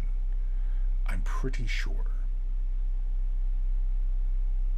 Buddy in the middle, I like that glowing skull in the eyes. That's really good. That's really good. And of course his conversion work is really fun as well. His green stuff work is really good. And the cloth and stuff like that. Yeah. Really awesome stuff, bud. But I can't remember what the hell the faction called. Unbound? Something like that? I can't remember. Anywho, thank you, Heretic Scott, for submitting that. I have all those emails in one big folder. I don't remember if there was a talking point. I think it was just, sharing. Sharing. And sharing is caring. Not Karen, caring. Ghost Starman Ducks. Basically, it was just scantily clad girl on the phone. We turned the TV back on later, expecting more of the same, but it was a bunch of women with their tits out. Shocking, I know. Yeah, I mean, women with their tits out. I mean, I'm not against that. 100%. I'm all for it. Even if she's 90 years old and they're hanging down to the floor. Yeah, I'm all for it. Do it. You do you, girl. Everybody's like, what the fuck? What? Ghost of Starman. Scott's Chaos Marines are always a treat. Yes. 100%. Yes, I agree. Yeah, they're really, really fun.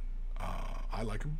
And yeah, so I mean, if you want to see what Heretic Scott's process is, check him out on Twitch. I think you just have to type in Heretic Scott. I think that's his channel. Right? Angel. Cool paint job. Yes. Yeah. The glow, I think, is really what helps, because I don't recall. You know what? Let's see. Let's go back. Let me go back through my submissions. You know what? Let's go back to some really old submissions, because I still have them on my other folder. Yeah, in my other email. Let me see if I can find a really old Heretic Scott post.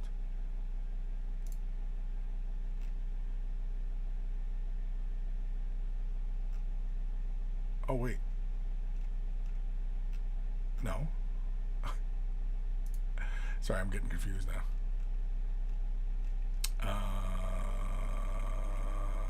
Shit. How old were these? These are from 19.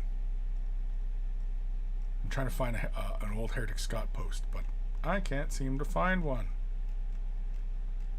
He sent me emails. I know he has. He hasn't, like... God damn it, man. Heretic Scott, are you even here today? You usually count on him to be around, but no. No. I'm trying to find his name in my old emails.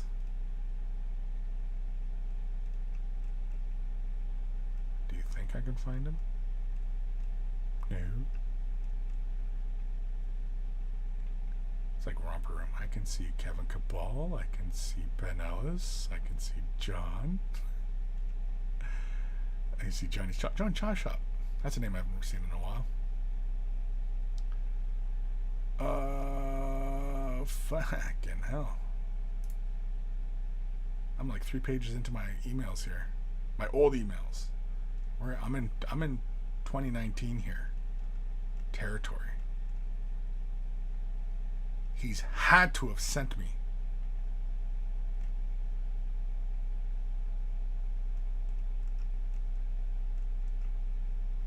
But I don't see any. Demon Wraith, there's another one. That's a name I haven't read in a while. Some of these old names. Anyway.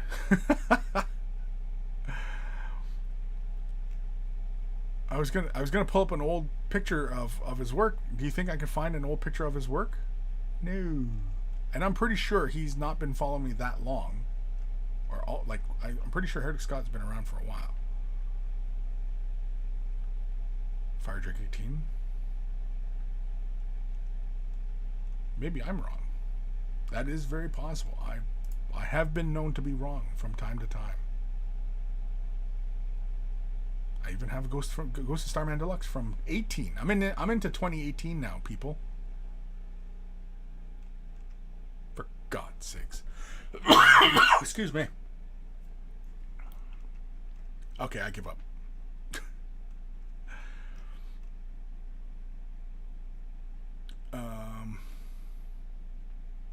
shit. Unless I have the wrong name. Oh, shit. I already moved that over. God damn it. Yeah.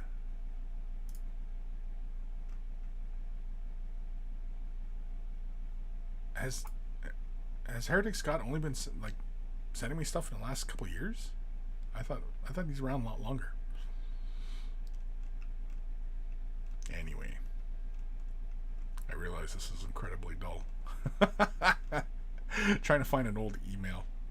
But yeah, I have everybody's emails from like way back in the day. In fact, here. I've got 447 in my old oh, you know what? I have purged my emails though. I have purged them. Believe it or not. Mad Cow Crazy. Yeah. But anyway, yeah, I have purged my emails. Just because all this stuff. But yeah, the last email I have is like from Nick Dumont. Oh, he's painting a Smilodon? Or he was sculpting a Smilodon. That was from 2018. So, yeah. Anyway. Don't ask me where I was going with any of this. Don't ask. I'm just going to go back to these comments here. Ghost Starman, shocking, I know. Scott's Chaos Marines are always a treat. Yes, they are. I enjoy them. And again, like I said, if you want to check out his streams, whenever he streams, I don't know if he has a regular schedule, but yeah. Usually whenever I catch anybody's streams, it's usually because I have like, a little bit of time, or it's evening and I'm waiting for my brownie to kick in, and so I'll catch a Twitch stream or something like that, I'll peruse the internets. Angel, cool paint job. Yes, I agree. Dr. Santos, oh, I like these. I gotta go. Be seeing you later. Later, dude. Matthew Dammy, I disagree. Chris, at that point, I'm like, put some damn clothes on. They were made for a reason. Okay. Ghost of Starman Deluxe, if you're on Gmail, you should be able to just search his name. Oh, right.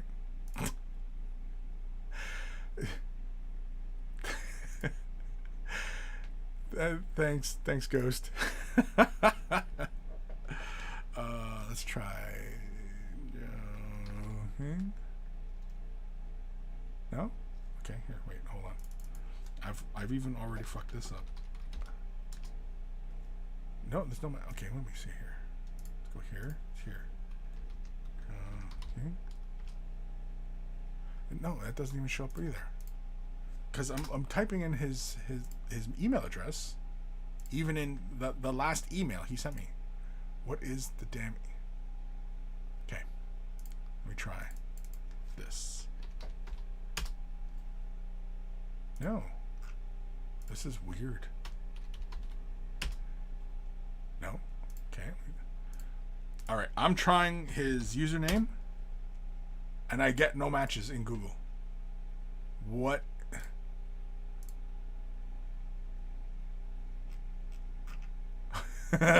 I'm confused. Of course, I gotta put that in as the whole thing. Like that, with the underscore. Okay, that all shows up. Yep.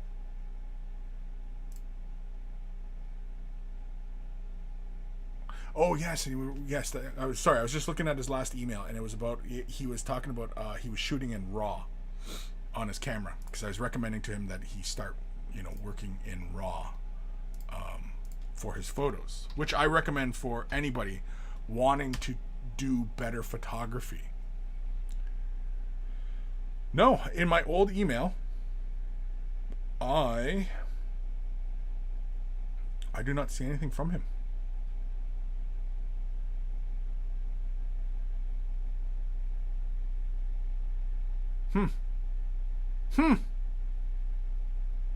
Yeah. But mind you, though, I mean, like, I might have deleted an old email from him because I purged the because basically all the emails that everybody used to send in for Way of the Brush used to go to my other Gmail, but now you send to Kris@wayofthebrush.com, and it goes to a different email. So yeah. Anyway, after all that, that was a waste. It was a huge, huge, huge waste of my time and your time, but mostly my time. Anyway, Matthew, I think Kris is having what is known as a senior moment. Matthew, what did I say about the purging? Yes. Ghost of Starman. Gotta head out now, getting dinner with some friends, working on my ARC troops a bit today, and we'll probably send an email for tips soon. Please do. Russ Sandbags. How do you feel about new Eldar combination codex rumors from a credible source? What? Russ Sandbags. How do you feel about the new Eldar combination codex rumors from a credible source? What's the credible source? And didn't we talk about this last week? That I would not be surprised that Eldar gets all lumped into one book. Or are you making a joke, Russ? Russ, are you making a joke? Are you having a laugh at me? Is that what we're doing? No, I thought we talked about this last week. That I would not be surprised if if G-Dub, right? Because we were talking about them rolling out Eldar, and like, would we see a big summer blast of it where, 3 months probably of, releases of, like, new aspect warriors, new vehicles, new this, new book, right? Templates, dice, all that stuff, right? The whole trip. Or would we see, more like what we've currently been seeing from G-Dub, where they'll throw in like Eldrad into a big box. We'll see Jane Czar and Howling Banshees in a big box, right? Will we see that? How will Games Workshop go about this? Let me know, right? What do you think? Would they go in a big release and it's a whole new army? Or will they sprinkle it out throughout the year kind of thing, right? If and when they get serious about updating Eldar. Because Eldar, I think the whole community as a whole can agree needs an update, right? So, yeah. But yeah, I don't know if we're God damn, I got something in my throat.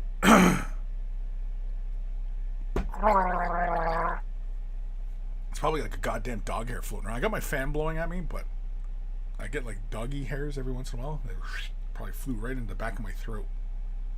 Yeah, it just hit me right in the back of the throat. Anyway, Russ Sandbags, I'm serious. There's been a person leaking info who is an insider. All of their leaks have been correct, and the Eldar Combined Codex was in their latest leak. Send me a link, Russ. I don't know if you're on the Discord. Post it in Discord, or just send me an email, or I don't know. However you want to send it on. Send me the link. Don't post it in the chat, just because. Well, everybody's probably not going to see the full link anyway. But yeah, send me a message with the link, because this is the first I'm hearing it. Now, mind you though, I do not pay attention to a lot of rumor mill type stuff. I'm just not that in tune with it. Because usually I'm busy with my own crap, and I don't, And from what I recall, do not quote me on this, but from what I recall, a long time ago, somebody had made the post or the leak that actually GW does not leak. The leaks you see are deliberate, right?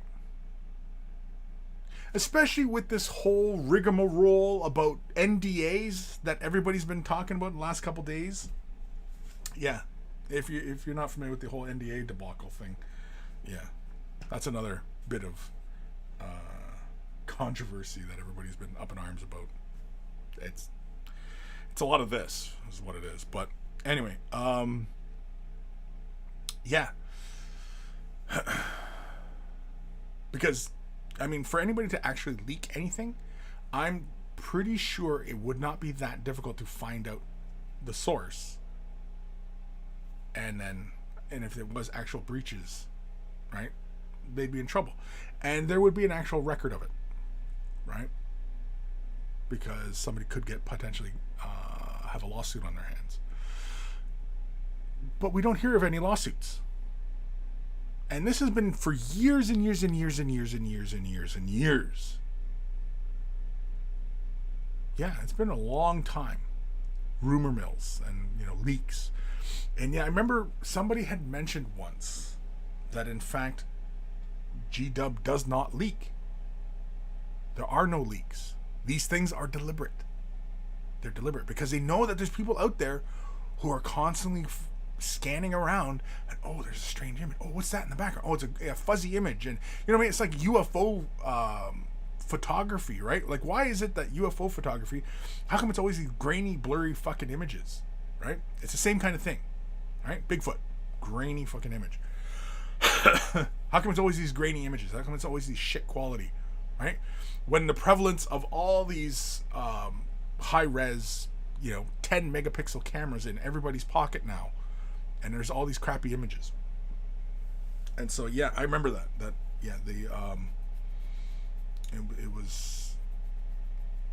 it was brought up that actually Games Workshop does not leak, that these leaks are deliberate. Anyway, but yeah, send me the link of that, because I mean, every once in a while I do indulge,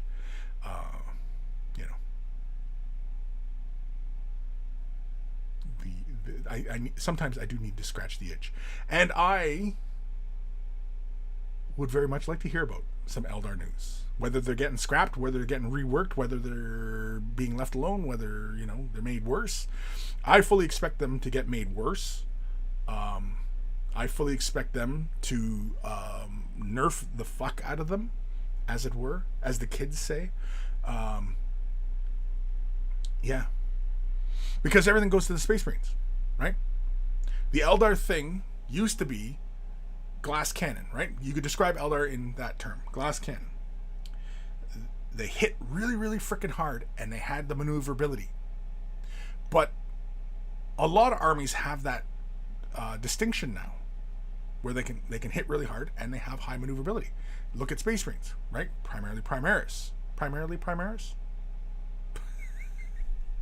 That's some good English for your ass. So, they have high mobility. They have a lot of anti-gravity now, right? Because they can ignore terrain features and shit. They have that, like, being able to ignore terrain in the battlefield situation in the game.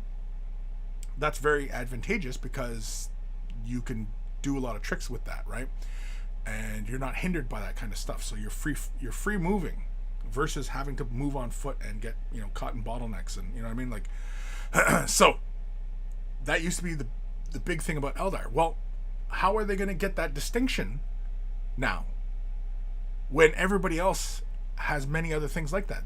It's right. I mean, like, we're getting, like, is 40K getting dumbed down to that point where all the armies basically act the same, and essentially it's like fucking Fortnite, where everything is just a skin, but everybody's got the same guns, everybody's got the same abilities, everybody moves at the same rate. There's no advantage, and it's just a skin, right? So every army plays the same, and if you're into Tyranids, if you're into Eldar, if you're into Space Marines, if you're into Imperial Guard, it does not matter, because all the factions all work the same, and essentially it's just, you like that skin, you like those particular models, right? And that to me seems really kind of lame.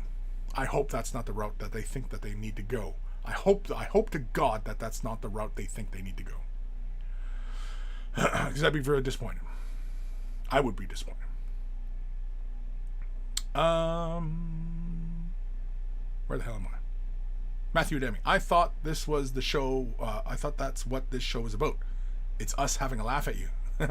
No, with me, not at me. That's, at me is kind of mean. If you're laughing at me, that's mean. That hurts my feelings. If you're laughing with me, then we're all having a good laugh. We're all hanging out. We're buddies. We're hanging out. We're buddies. We're hanging out. We're having a talk. We're talking about, the stuff we love: paint miniatures, war games, and porn channels, essentially, right? Isn't that what this was about? Was porn? I thought this was about porn. As he's scroll through the comments. Wasn't this about porn? I thought this was about porn. Anyway, Matthew, GW does not leak because they use Depends. Ugh. Crap joke. That sounds like a Kris joke is what it sounds like. That sounds like a Kris joke to me. But anyway, we don't hang out that often. But do I feel like maybe I'm a bad influence on you? Am I a bad influence on you, Matt? I get the feeling I am. We might have to cut ties if I'm a bad influence, because then I don't need your family contacting me saying, yeah, my son, he's talking about boobies and and Eldar and sodomizing Space Marines, and you know what I mean. Like, I don't need that kind of shit in my life. Matt, I don't need your mom calling me. Jabba's left nut. I thought Gim updates you on about Eldar every day. They suck. Yeah, well, that's a one tune song. I mean, like, it's fun to go back to the classics, but that's the one tune, right? He's got the one tune. Eldar suck. And sometimes it's fun to go back and get and for nostalgia and hear the classics. But yeah, we know that stance, right? So,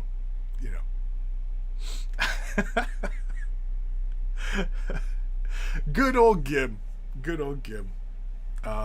Yeah, he's a grumpy old man just like me, and yeah. But it's fun. It's fun getting him worked up about stuff, and it's fun. It's fun pushing his buttons.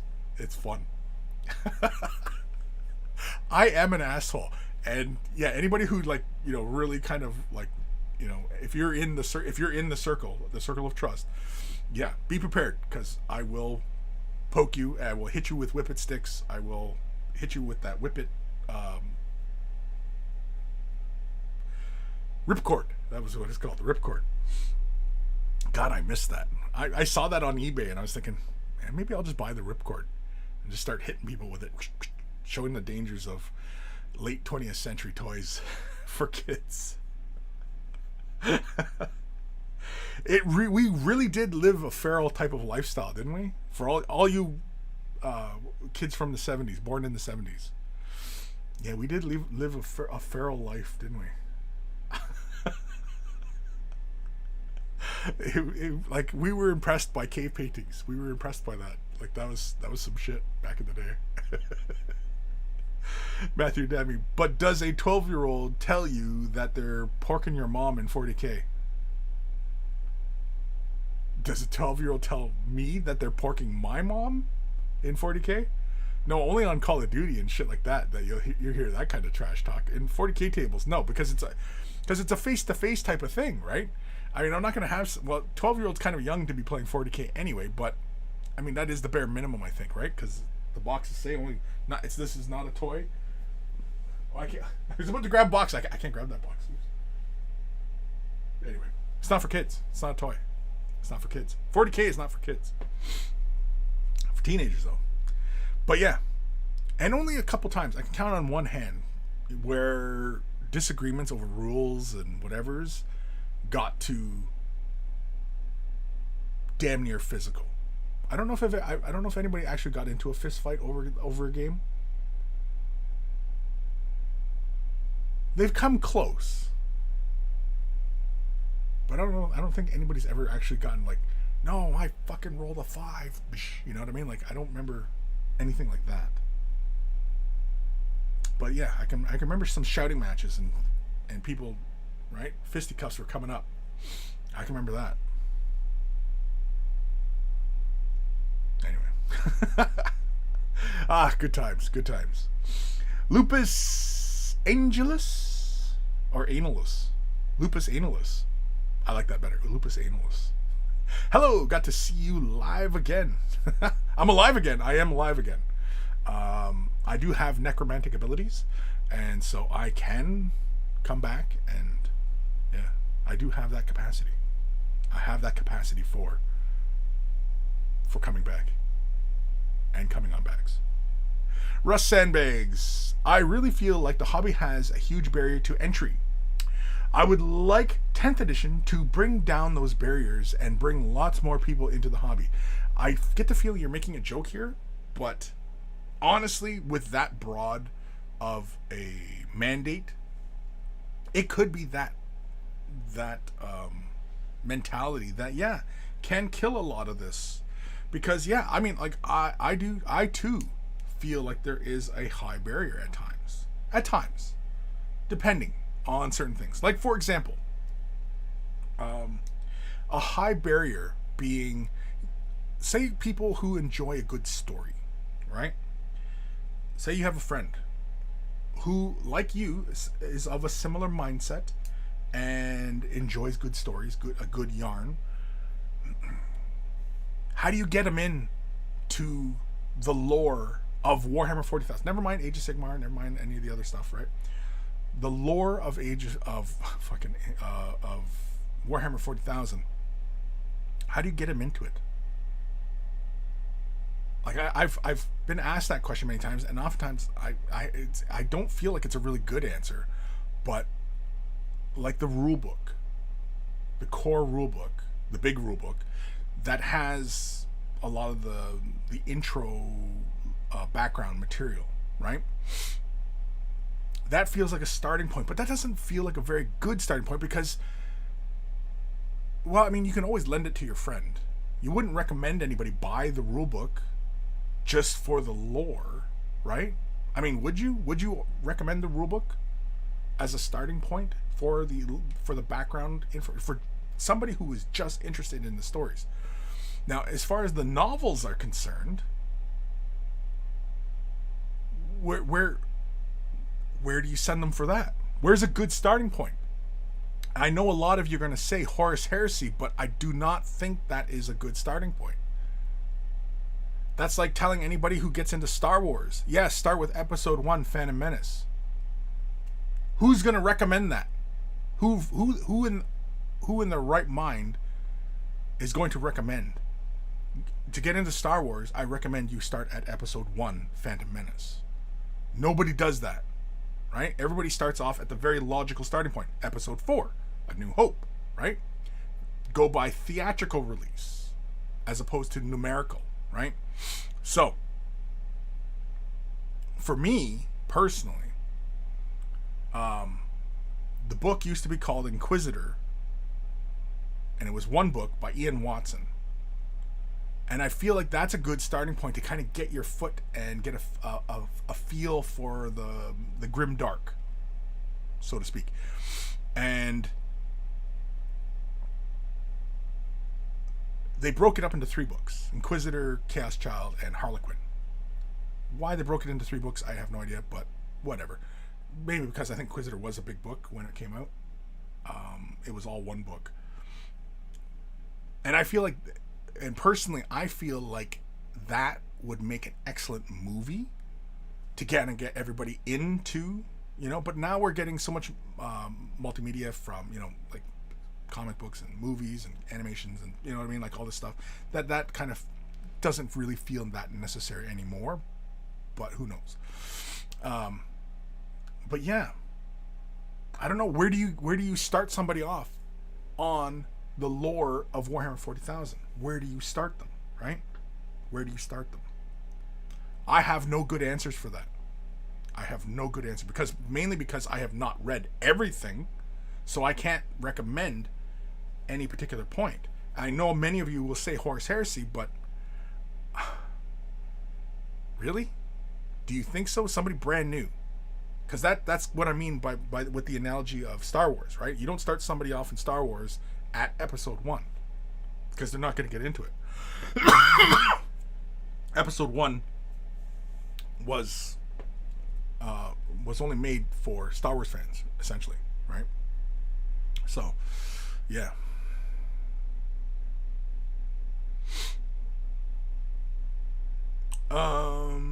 Shit, where the hell am I in these comments? Oh, Matthew. Excuse me, I began playing 40k at 8. I've dented a wall because of poor rolling before. Yeah. Lupus Angelus. 3D printing is helping bring down the barrier even though GW hates it. Is it? Is it? Like, I realize that within our community, that 3D printing feels like a really big deal. And in our niche, within a niche community, 3D printing is a big conversation right now. But is it as big a game changer as we really think it is? Right? Is it really that big? And I don't think it really is there. It will be one day. But we're not there yet. If the trend continues, yes. But all sorts of things can come into play, right? For example, this is highly hypothetical.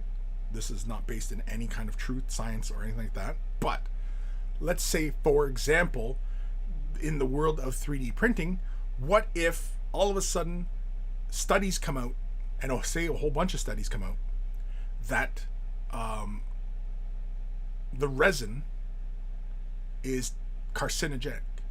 It's toxic. It affects us. It affects our DNA in a way we had no idea before. Right? This is crazy. I realize, but I'm just saying, hypothetically, something comes out and it changes and shapes that technology.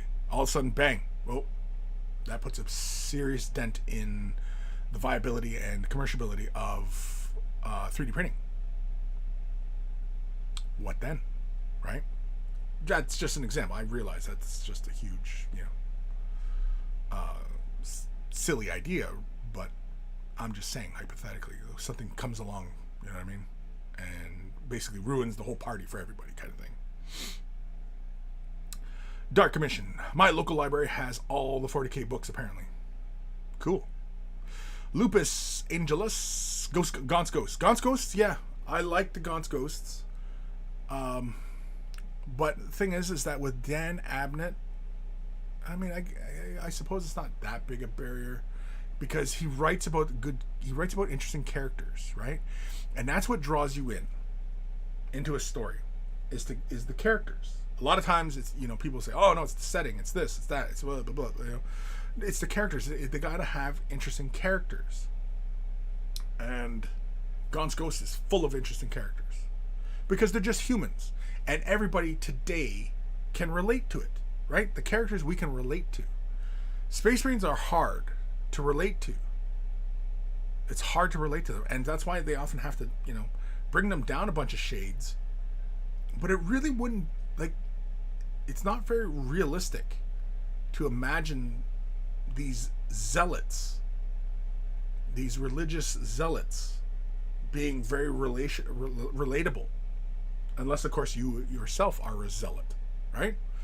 Whereas Gaunt's Ghosts, they're just people, no home, desperate, in a fight against an enemy they don't completely understand, right? We're all in that boat. You know what I mean? So it's easily relatable. Yeah, I could see Gaunt's Ghost, and I'm a big fan of Gaunt's Ghost, but I was just thinking of why it might not be is because some of the jargon in it. But I don't know, whatever. What sci-fi book doesn't have a bunch of jargon in it, right? So yeah, I guess Gaunt's Ghost would be a good start point, I suppose, right? Matthew Demi, honestly, Lexicon or the 40K wiki. Those are for people with autism. The Lexicanum and the 40K wiki, yeah, because again, those are very dry, and those are very detail oriented. That's not going to get somebody brand new into 40K. You're going to send them to a website, a wiki page.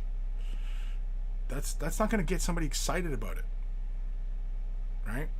That is only going to appeal with somebody who is on the spectrum. Russ Sandbags. I love the fluff in the core rulebook and in the codices. Maybe give them a novel. I'd ask them which faction they like the look of the most and go from there. Well, playing the game and getting into the lore are kind of two different things, right?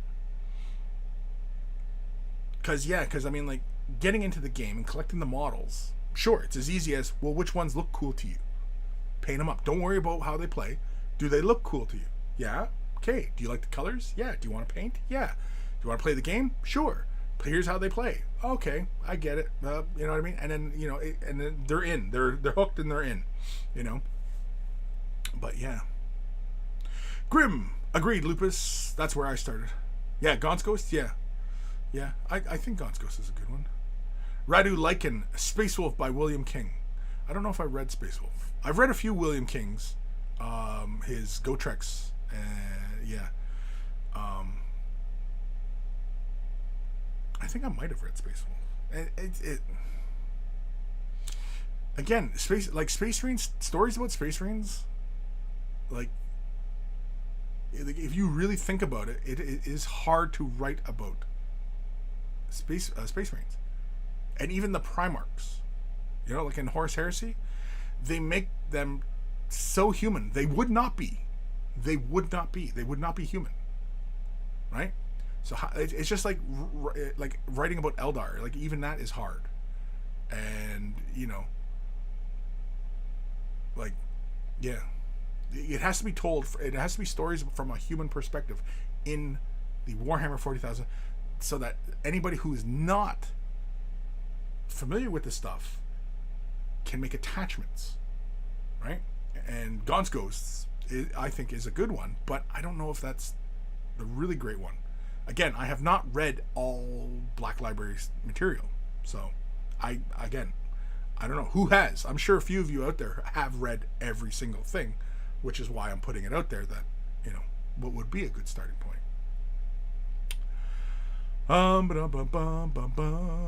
Radu goes through a Marine's creation while throwing a little bit of wider Imperium as it goes. Yeah, Space Wolf, yeah. Matthew Demi, the 4-page comic from BFG Box. Dark Commission, I have a couple of Ian Watson novels, but not 40k ones. Yeah, Ian Watson did one way back in the day. It was late 80s. Yeah, it was late 80s. Because there was only 2 books at the time. Inquisitor and Deathwing. And those are the only 2 stories I recall. Like novels. Back in the day. And yeah. I think that the Inquisitor, the Ian Watson one, that would make a great movie. And I think it's a fun way of introducing people into 40k because it touches on all sorts of stuff in 40k. Like it's an adventure through the universe of 40k. So yeah, personally, I think that's a good starting point. But that's only because I've read it, and yeah.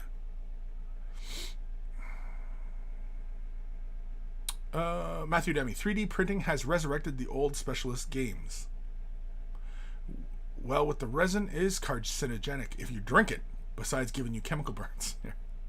Yeah, but I'm just saying that as a greater whole, like the resin itself, just being near it, it kind of it's just like radioactive, right? I mean, it's a completely crazy hypothetical. I realize, but I'm just saying, something like that, to kind of just kill the party for everybody.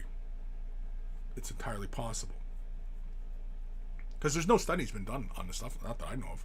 But then again, I'm not 100% sure as to what the chemical makeup of 3D printer resin is, right? Or even like the PLA. PLA.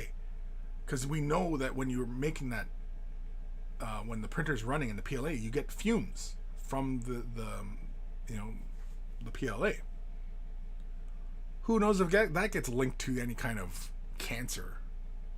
Yeah, what were you doing a lot? Because 3D printers run for a long time, throwing all that fumes into the air, right? Who knows what the long-term effects of that is? Who knows? I'm not saying it to scare anybody. I'm just saying, like, theoretically, there could be something that comes along and just throws a monkey in the wrench and ruins the whole party. And again, it seems like a big deal in our circles, but is it really, right? Look beyond our own hobby interests. Look beyond that to the greater scale of things. You have to adopt a larger view of the world. Russ Sandbags, I feel like miniatures have always had some level of toxicity. Example, lead. Oh, 100%, yeah. I mean, a lot of my early models, yeah, they were lead before they made the pewter switch over. And I turned out okay. The wannabe painter Dom. Maybe a good starting point is to look at the galaxy map, which is in every core book. There are all the factions in one book, and from this you could look at all the things up and what you're interested. Right, but you don't. But I'm saying somebody who's completely brand new to this, right? And they're not that familiar with it, but they have a similar sci-fi bend, right? They're into Star Trek, they're into Star Wars, they're into, all these different sci-fi type things, right? And you think that maybe your friend would be interested in this, and so how do you get them into this? Is it as simple as you conveying this stuff through your vast knowledge of all of the background material, or is there a simple, here, read this book, it's my Catcher in the Rye kind of thing? Right? So I'm just saying, is there, what is the good starting point? Or is it completely personal? And, every situation is unique to getting somebody into all of this. Is everybody's introduction to this the same? Or is it completely different for every single person in this hobby?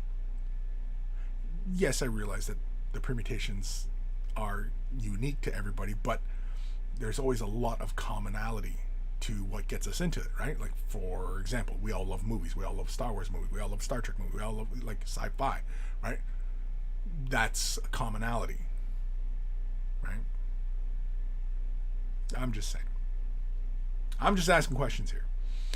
Russ Sandbags, incoming pewter 3D printer. Yeah? Actually, that doesn't really sound like a bad thing to me. There are metal printers, so a pewter printer, I'm sure it exists. Shapeways, they have metal printing. I'm sure they could print something up in pewter, right? Russ Sandbanks, how would you recommend introducing a friend who is really into painting into 40K? A friend who is really into painting into 40K? Just show them some of the crazy ass sculpts, I suppose, right? What is a crazy ass, what is something that is just unbelievably awesome sculpts in 40K? I'm kind of at a loss at the moment. What's a really awesome sculpt from 40K? Age of Sigmar, currently there's a whole bunch of really awesome looking things and different, and I'm thinking that big bull mountain dude, right? Greater Demon Nurgle, right? In Age of Sigmar, I can think of a bunch of examples that are really great for somebody who's interested in painting, getting them into miniatures. I can think of a lot of Age of Sigmar type of examples, but what is one in 40K that just would blow somebody out of the water and go, yeah, I definitely want that piece? Age of Sigmar, like I said, I can think of a lot of crazy ass sculpts and unique and different type of things that would make really great things that somebody who just wants to paint miniatures, or get them into miniature painting, right? I can think of a bunch. But Warhammer 40,000, what is something that's going to get somebody in, that they're going to look at, as soon as they look at that, go, yeah, I want to paint that? What is something? I'm at a loss. What's something from 40K that would immediately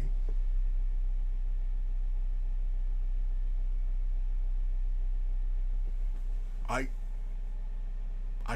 don't know. I'm asking you guys. You tell me. Dark Commission, as a non-player, if I wanted to get into 40K, I would say Kill Team Box would be the best start. Eases you into the rules and starts your model collection. Sure, if somebody wants to get into 40K, but I'm talking about getting into the lore of 40K. Somebody who just, because there's people out there who just love the lore of all this stuff. They read all the books, they read all the, they just love, the hobby for them is all the reading. Absolutely nothing wrong with that. I know there's tons of them out there who just love the lore, talking about lore, and you know what I mean. Like that's the hobby for them. For some of us, it's the painting. We love the painting. And some of us, it's the gaming. We love the gaming, right? Those seem to be about the big three, right? It's the big three: painting, gaming, and lore. Is there anything else about the hobby that doesn't fit into those three categories that would be a category unto itself? I don't know, but either way.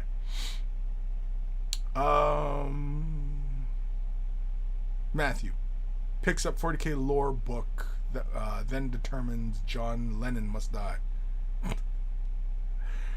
You never know. It could be that simple. That might happen.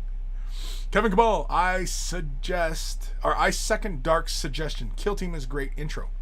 But is it a great intro into Warhammer 40,000 as far as lore is concerned?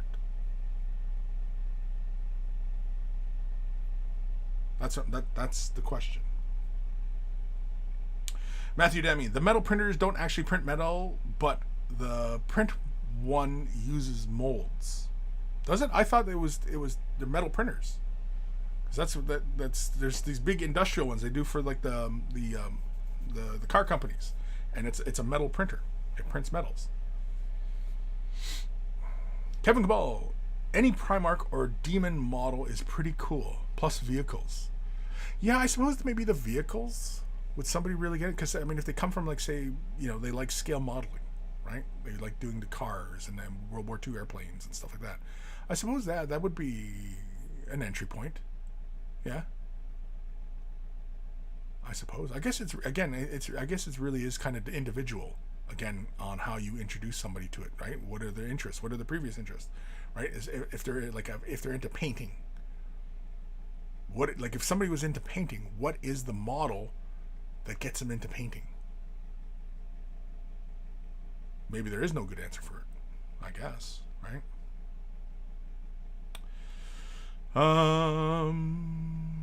Bar 1, Abaddon the Spoiler looks hella cool. Right, but would somebody who saw Abaddon the Spoiler, would they immediately go? Like, would you say to your friend who enjoys painting, who knows nothing about this stuff, and say, yeah, this is what you want to paint? Abaddon the Spoiler? Yeah. I mean, he's a great model. I don't know. Dark Commission. Despite my book collection being 800 plus sci-fi and no fantasy, I would rather get into Age of Sigmar than 40k. I think so too. I think that's why a lot of Age of Sigmar has been exploding, because it's a little bit more accessible. Warhammer 40,000, it's kind of intimidating to kind of get into because there's just so much damn history there, right? Russ Sandbags, Warlord Titan, Demon Primarch, some of the big new Orc stuff that came out today. Maybe something of the Orky stuff, because they're kind of crazy ass sculpts. And I know I've talked about this in the past about how, you know, the Age of Sigmar just has so many great sculpts going on these days, and it feels like so much effort is going into Age of Sigmar from a design sculpting perspective, and it feels like Warhammer 40,000 gets left behind, right? Whereas Age of Sigmar is kind of, you know, the new baby in the house, right? Gets all the attention. And it feels like that kind of situation. Maybe. Russ Sandbags. I know some people who are collecting, example, getting every model, but I think that would be a subset of painting. Yeah. The collecting aspect, because collectors are different. That collecting is, yeah, that's a different aspect as well, right? The collector. So yeah, I suppose that's another hobby aspect, is the collecting, right? Because people collect like Funkos, right? Funkos, people collect those. So yeah, I suppose, okay, that'd be a fourth aspect of the hobby. Yeah, collecting, because you'd have the painting, the gaming, the lore, and the collecting. Some people out there just want to collect them. Yeah, I can see it. Russ Sandbags, got to get those giant concrete printers to print at Craft World. Craft World's made out of concrete? I don't think so. It's Wraithbone. We need a printer that prints in Wraithbone. Matthew, when you order a brass model from Hero Forge, they just print one and use a mold. Well, that's Hero Forge. And I don't know if Hero Forge has printers or if they contract that out. I don't know. I have no idea. I have no idea as far as their inner workings are concerned. But there are resins that allow you to print molds for pewter and lead. Interesting. Dark Commission. Tau might be a good choice for a painter who is into manga and anime. Or go to Corvus Belli models instead of GW. The Tau battle suits are like mini Gundam. Yeah, a little bit. They touch on Gundam, but they're not Gundam, because Gundam's got a completely different aesthetic. Now, Infinity, as far as the robot suits and everything like that, yeah, that feels very anime, very Gundam inspired. Whereas the Tau, not quite as much. It's there. You can see the influence, but it's not like Infinity. Infinity feels very anime and Gundam inspired versus the Tau. The Tau, mainly the reason why I say that is because not a lot of the lines are the same. Now, by that I mean, like, on a shoulder, they don't run up. You see that in Infinity. You see shoulder pads and stuff like that running up. The lines, right? Oh, the silhouette, right? We always talk about the silhouette, which is why in the past, I've always had a problem getting into Infinity, because all the silhouettes of all the factions look the same, because everything had that samey kind of aesthetic, right? They all had that anime kind of aesthetic to them, which is why I had a hard time, even taking any kind of interest in it, because it all looked the same. Whereas Warhammer 40,000, right? Space Marine, you're not going to confuse a Space Marine with a Tyranid Warrior, with an Eldar Guardian, with an Orc Boy, right? They all have a distinct silhouette to them. And the game itself, the factions had distinct flavor to them. Space Marines operated a certain way. Eldar operated a certain way. Orcs operate a certain way. Tyranids operate a certain way. Necrons, you know what I mean? Like, they all have their own distinct look. They all have their own distinct flavor, right? Nowadays, it doesn't feel like that. It's speaking from a game perspective, which is kind of disappointing. And I really hope that they don't, especially if Eldar are getting lumped into one book. I certainly hope that they just don't nerf the shit right out of them and not change them so dramatically that, you know what I mean? Like, yeah. But Russ, you have to send me a link. You have to send me a link. Otherwise, I'm just going to boot you. Oh yeah, we never even checked in with the G-dubs today, did we? With Mod G-dub. Because usually we have a little part of the show where we talk about what's up for pre-order. Basically so they don't revoke my status. No, it's not why. I don't do it. We've done plenty of shows where I've never even talked about GW and stuff. I can't imagine what episode that would be, but what do we got here? Oh, these big squiggy things come out. Oh, and the action figures. Oh wait, let's go over to the pre-orders. There we go. Oh yeah, this dude. Yeah, I like this model. Am I on the right thing? Yeah. Yeah, I like this model. This is a freaking cool looking model. Yeah, I like this one.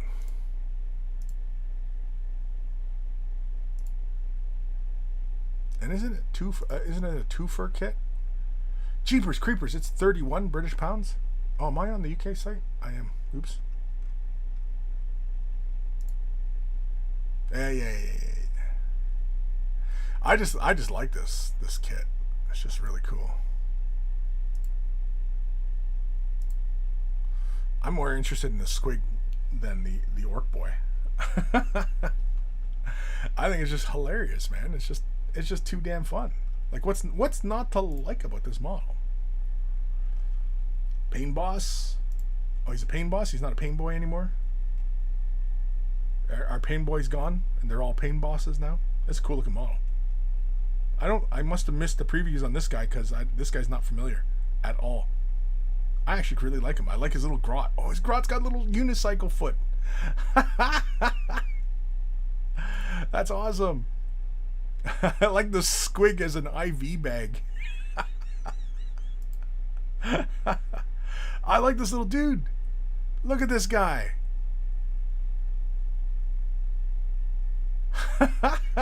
He's awesome. Oh, he's got a helmet. Is that it? Helmeted or unhelmeted?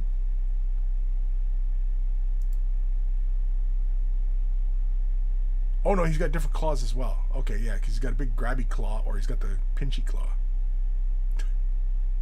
Pinchy or grabby. And I'm not sure why his hand is in this pose of him cupping. Right? Why? Like, why is his hand coming forward in a cupping motion? And he's a doc. Do any of you see where I'm going with this? Turn your head and cough.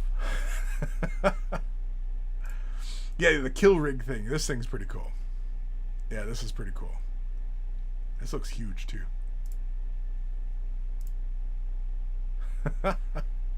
Orc stuff. I mean, like I love the humor in orc stuff, and I'm glad to see that some of the humor is coming back. I mean, it's been back for a while, but yeah.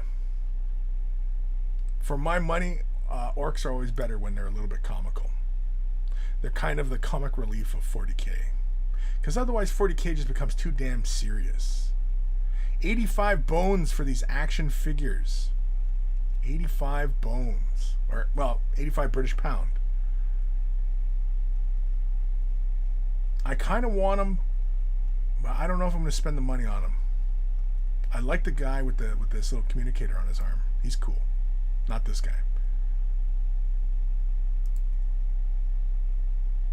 Oh, they got extra little hands, extra little, little holsters, empty holsters. Oh, that's kind of cool. It's a nice touch.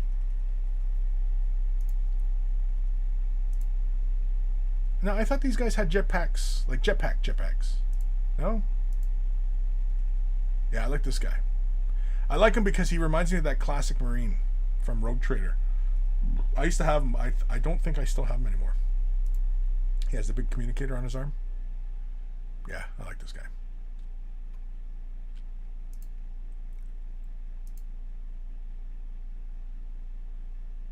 That's cool.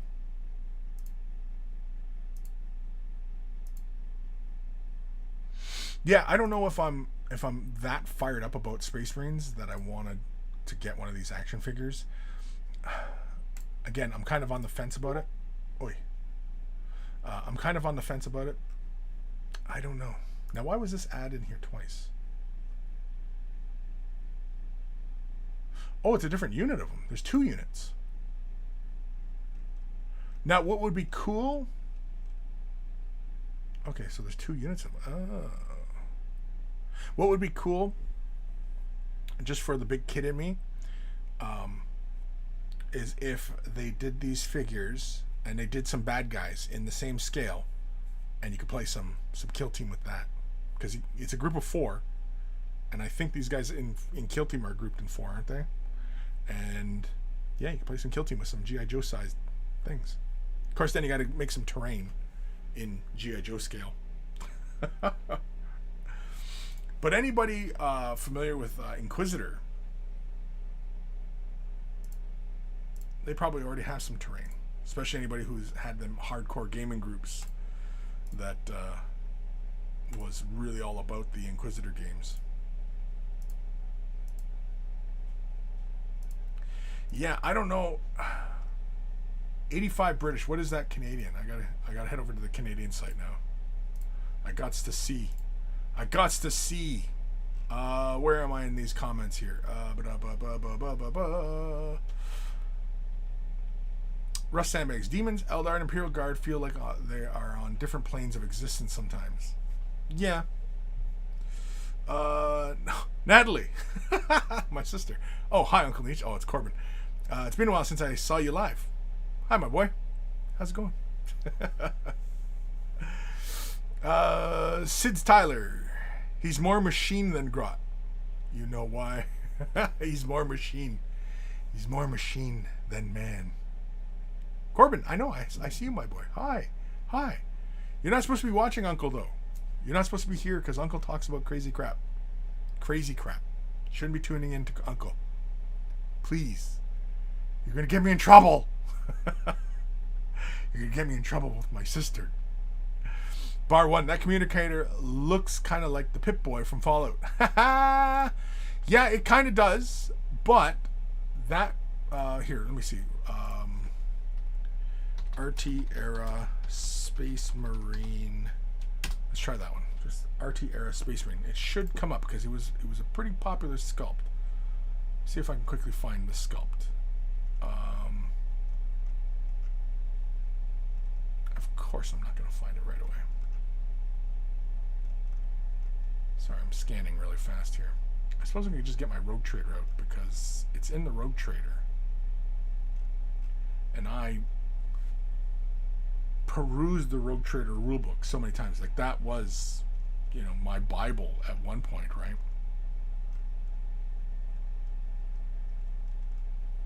Yeah, I just said he was a fucking pretty popular model, and I'm like a couple pages in here and I have not seen the model. I basically typed in Rogue Trader era or RT era Space Marine. Do you think I can find a picture of the guy I'm talking about? He's from the Rogue Trader rulebook, the main rulebook. He's a Space Marine and he's got that little communicator on his arm. And I think that's what why that model exists, because he's a callback to, and Games Workshop has been doing a lot of that with callbacks to the Rogue Trader era stuff. Because it's part of their lore anyway, right? So why not? You think I can find this fucking model? Jesus H. Good God. Okay. Let me try. Communicator.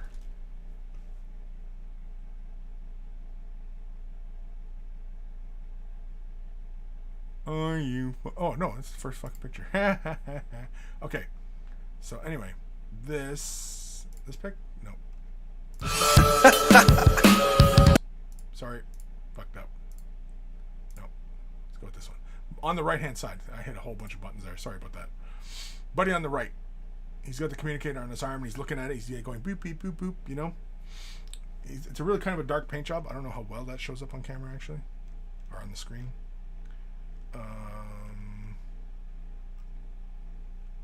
He's in the main rulebook. You'll know who I'm talking about. He's painted like an Ultramarine. Or maybe a Crimson Fist. Do you think I can find this fucking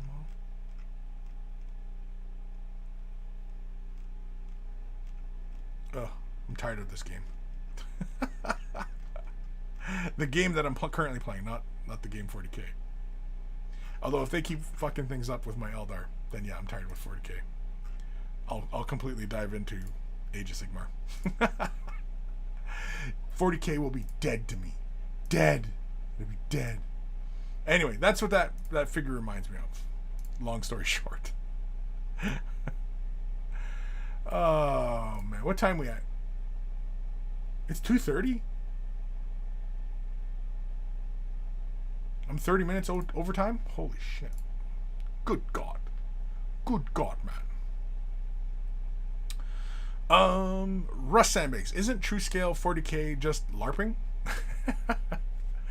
No, I mean when they talk true scaling, yeah, they mean like the figure Space Marine to an Imperial Guard. Like in the past, they were both the same height, but in the lore, right, they're supposed to be like 10 feet tall. So like he should be a good deal taller than an Imperial Guardsman, right? So yeah. Anyway. Dark Mission. He's just stopping off slaughtering Xenos to play some Tetris. Yeah. He's beep beep beep. Hear the music and everything. He's dee dee dee dee. Anyway, that's one of my classic favorite 40K Space Marines. It's one of my favorites. Actually, this is a good pick right here. I don't know whose picture this is, but I'm sharing it anyway on the thing. Oh, can I click? Oh, I don't want to click it because it takes me somewhere funny. Hold on. And not haha funny. Let's click it. Oh, okay. It just takes us to DACA. And it takes me to this thread. Awesome. That's actually kind of a cool pic. Good lighting. I like it. Anyway.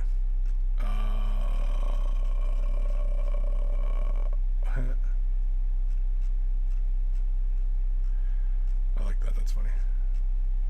Jesus.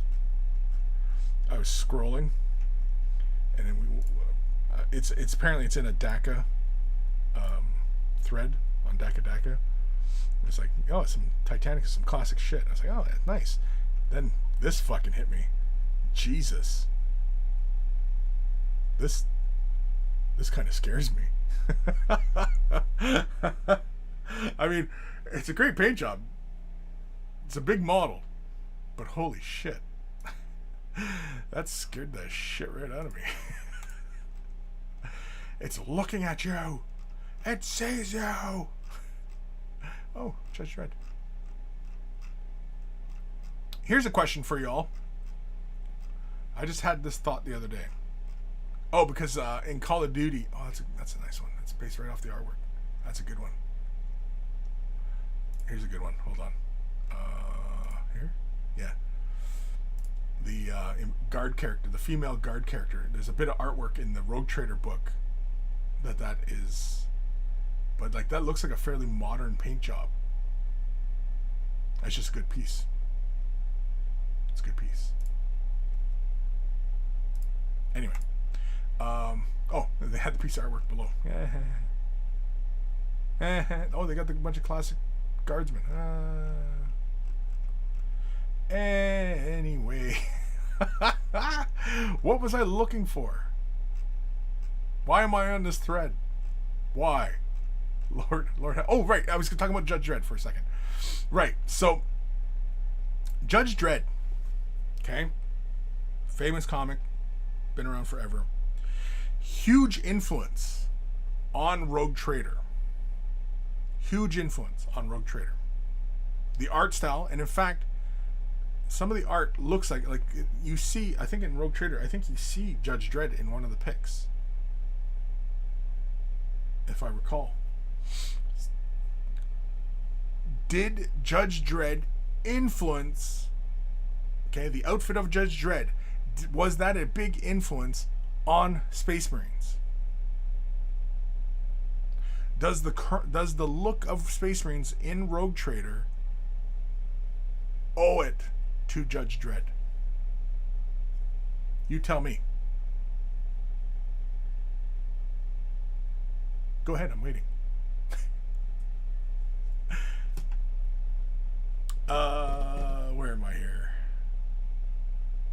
Matthew Demi. In Epic, they solved the issue by making Guardsmen 6mm scale and Marines 8mm.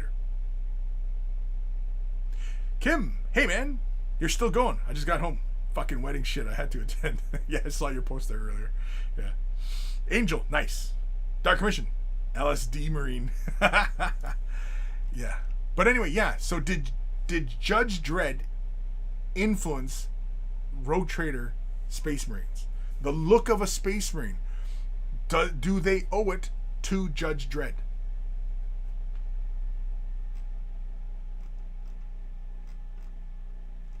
And I, for the life of me, cannot recall why I'm on this thread looking at these pictures.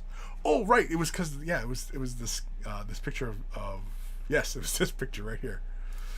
So, whenever we get talking about scale creep and things of that nature, does that feel very fitting? That was my toy back in the day. On the right, that's the current iteration. Is there scale creep? Do you still want to play with your mini Marines? I don't know.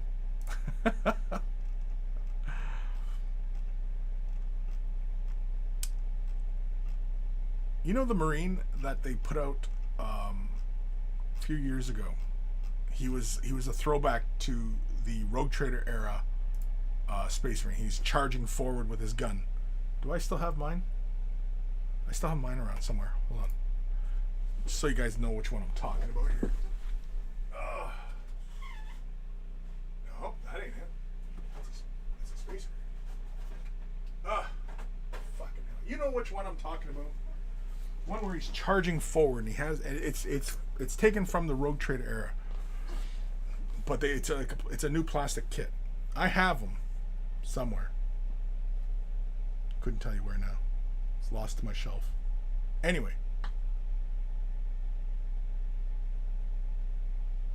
I don't know where he is. Oh, wait. Is that him? First world problems. First world problems. I don't even know where all my miniatures are. Yeah. Jesus, that was 16 when this came out. Now, anybody with him, right? He's in that classic pose.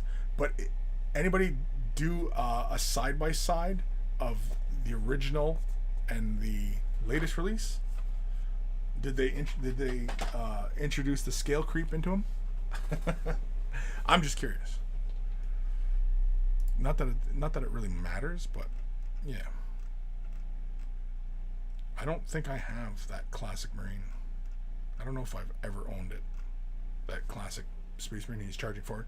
He's like all over the Rogue Trader book. But yeah.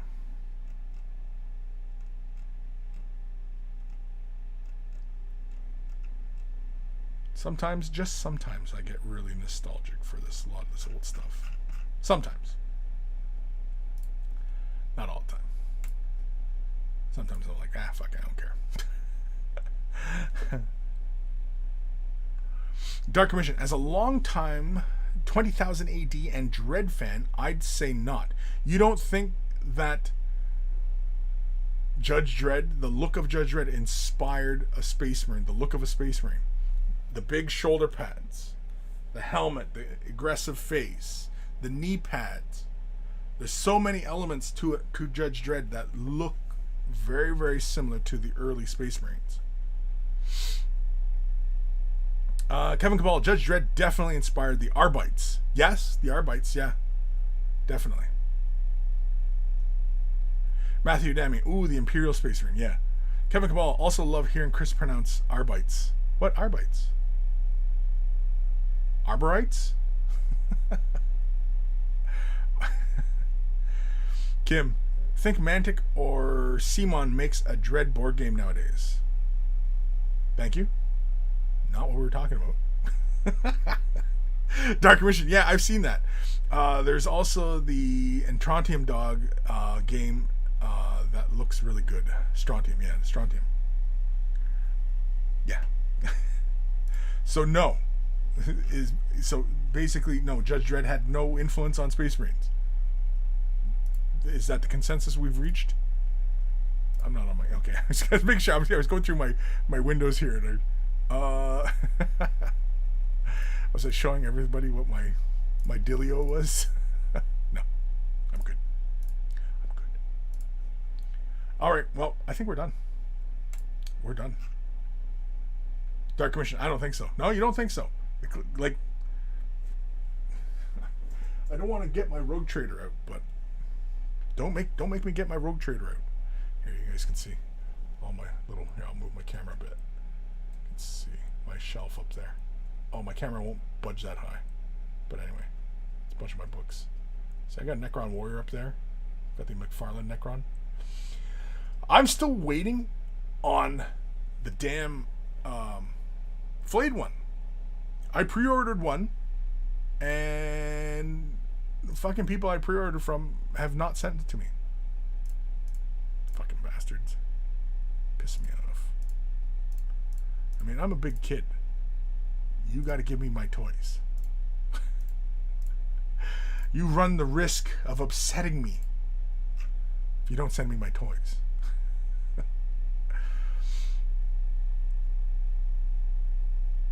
Kim, did not GW make Dread game in the same time period as Rogue Trader?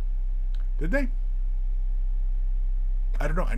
I mean, like, again, like, a lot of this stuff was really new to me in the late 80s, so you know, I wasn't that into it. It wasn't until the 90s that I started really, getting into this stuff.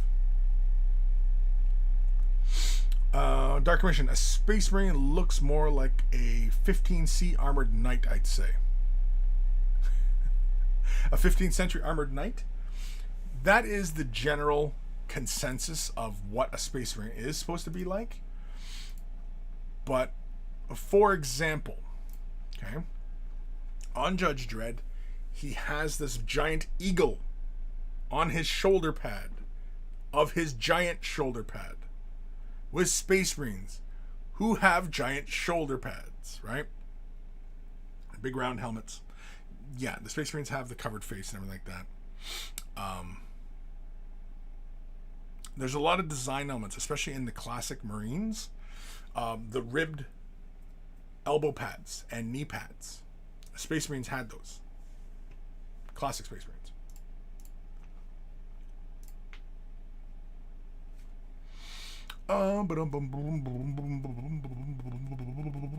Jabba's left nut. My friend was offered a job to draw for Judge Dredd back in the day, but he was too lazy.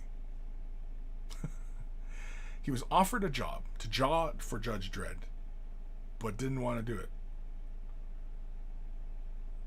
What a goof. Kim, have you ordered the Joy Toy Marines? They're on GW site now. Yeah, I don't know. I don't know. I just don't know. I don't know if I'm going to buy them.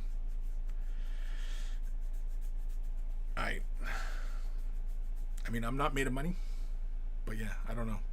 I mean, it's not like I want them really bad. It's not like, I really need these guys. But then, I don't know. They could be really kick-ass. Could be really fun. I don't know. Again. But see, the thing is, though, is like, with the McFarlane Marines and the Bandai Marines, they're both kind of the same scale, right? Similar scale. They're about that 1/12 scale. And there's a lot of other things in that 1/12 scale. For example, Star Wars. The Bandai Star Wars stuff is about that 1/12 scale. There's a bunch of that 1/12 scale going on. So, yeah. I don't know. It's a tough one, man. It's a tough one. Sid's Tyler. I bought a game from GameStop, supposed to be here on the 17th. I'm still waiting. Keep an eye on the FedEx truck and keep going to the distribution center. They will not deliver it. They will not deliver it. Really? That's weird. I'd complain. Big kids. We want our toys. Kim, I just checked. Yeah, GW made the first Dread RPG game with minis. They're under $100 for 4, or at least they are here. They're 4.7 inches. Yeah, the size is not that big a concern. It's just, yeah. I mean, like, they are really cool collector's item. I'm not a big collector. Whoof. Okay. Now, honestly, when you divide it up by 4, but here it is for Canadians. That's the Canadian price tag in the upper right. In the upper right, that's the price tag. Yeah. 12 centimeter tall action figures each with 25 points of articulation. That's quite a bit on a small scale like that. Ultramarines Infiltrators makes a stunning addition to any collection.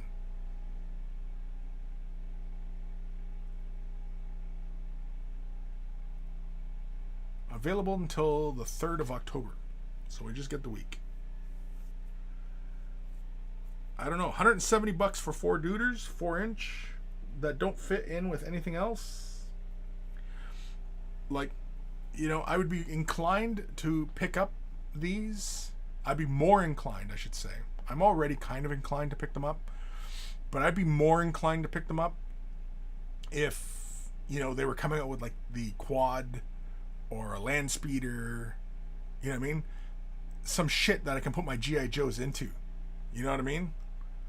I'd be more inclined if I knew that more crap was coming. But these were kind of under the radar for a large part right? These action figures.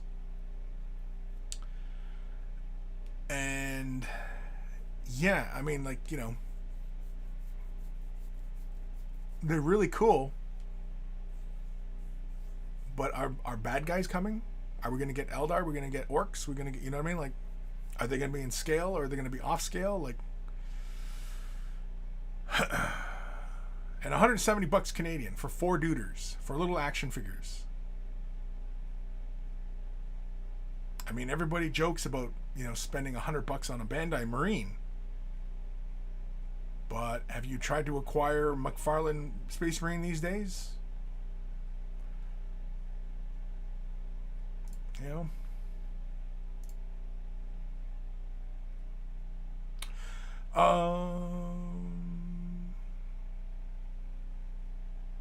Job was left out. Yeah, his mom sent in his artwork, and they said yes because he was that good. But he was 15 and couldn't be arsed. He then spent 20 years on the dole. What a waste. On the dole. I don't know what that means. On the dole. What does that mean? I realize that it's a UK expression, but what does that mean? Kim, I'm a collector of stuff like that, but that expensive if Canadian dollar is anywhere the same value as euro, and it's 2 sets of 4, so it's 8 of them. Right, but it's, yeah, so it's 8 at 170 per set. Now, whose question is, are the Aussies taking it in the arse for that one? Where's Aussies? Oh, Australia. First one. Fuck. I'm an idiot. Ignore me.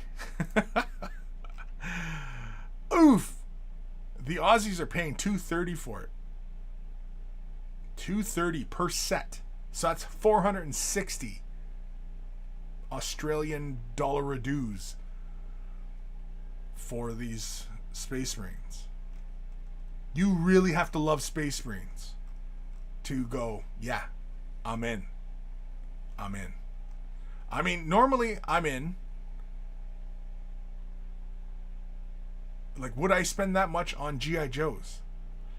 Now, mind you, I mean, they say it's got 22, 21, 25 points of articulation. That's pretty cool. That means they're very posable for little guys like this. Because these are little fellers. They're just G.I. Joe size, right? Well, 12 centimeters. I know what 12 centimeters is without even looking. I'm very familiar with the overall length of 12 centimeters. Anyway. Yeah. I don't know. I mean, like, if they teased us with more shit coming out down the line, but, like, I'm not even that familiar with Joy Toy. You know, I mean, like, and the other stuff I've seen from them, yeah, pretty darn cool. But it's nothing that I want, you know. And I mean, these action figures, yeah. I mean, are we going to get more? You know what I mean? Like, it's like G.I. Joe. Like, you want to entice us. I mean, like, anybody who's going to spend this on these action figures just on a whim, right? It's people approximately, you know, in my demographic of age, right? Where we look back fondly on our G.I. Joes from back in the day, right? Well, if you're going to entice me with G.I. Joe scale size stuff, you got to give me the G.I. Joe stuff. You got to give me Space Marines. You got to give me... If there's G.I. Joe, then there's Cobra. And if you're going to give me good guys, you got to give me bad guys. And I also want some of the vehicles that the good guys run around in. Right? I want the land speeder. I want the quad. I want the tank. The tank would be really cool, but I also want the bad guys. Where's the bad guys? You know what I mean? Like,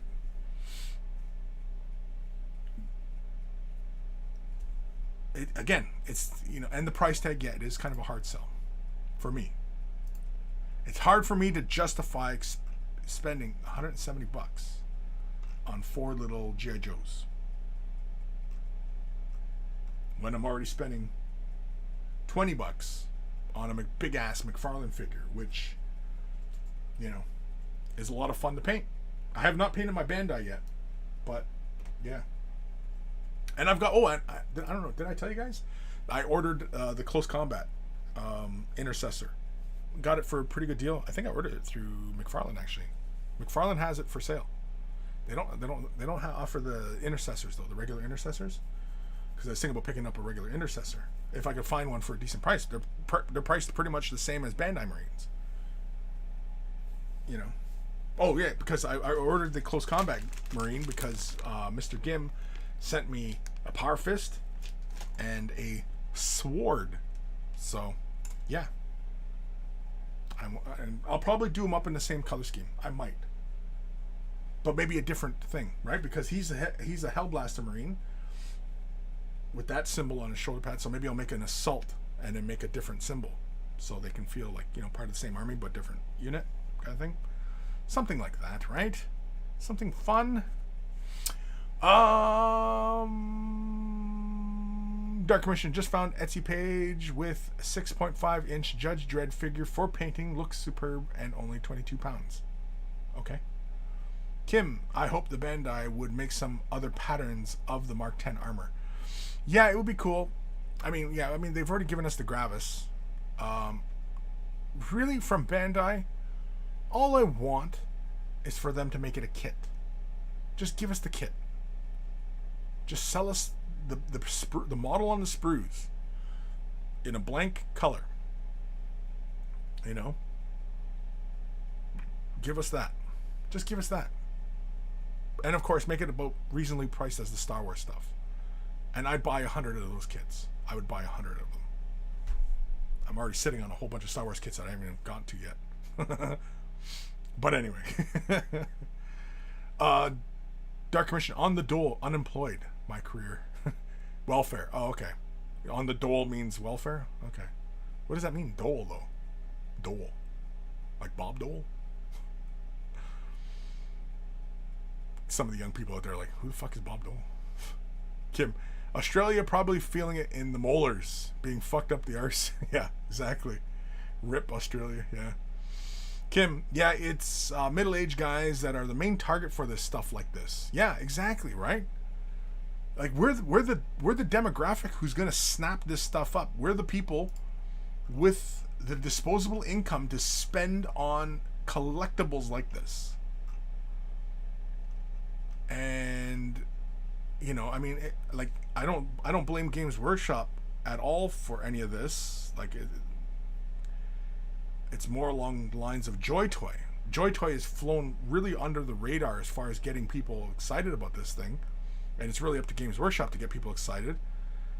But so much of the Games Workshop community, they're looking at these price tags and going, Jesus fucking H, right? And I mean, it's a fair argument. It is expensive, but again, disposable income. I mean, what are you bitching about? But anyway, yeah. It's a tough one.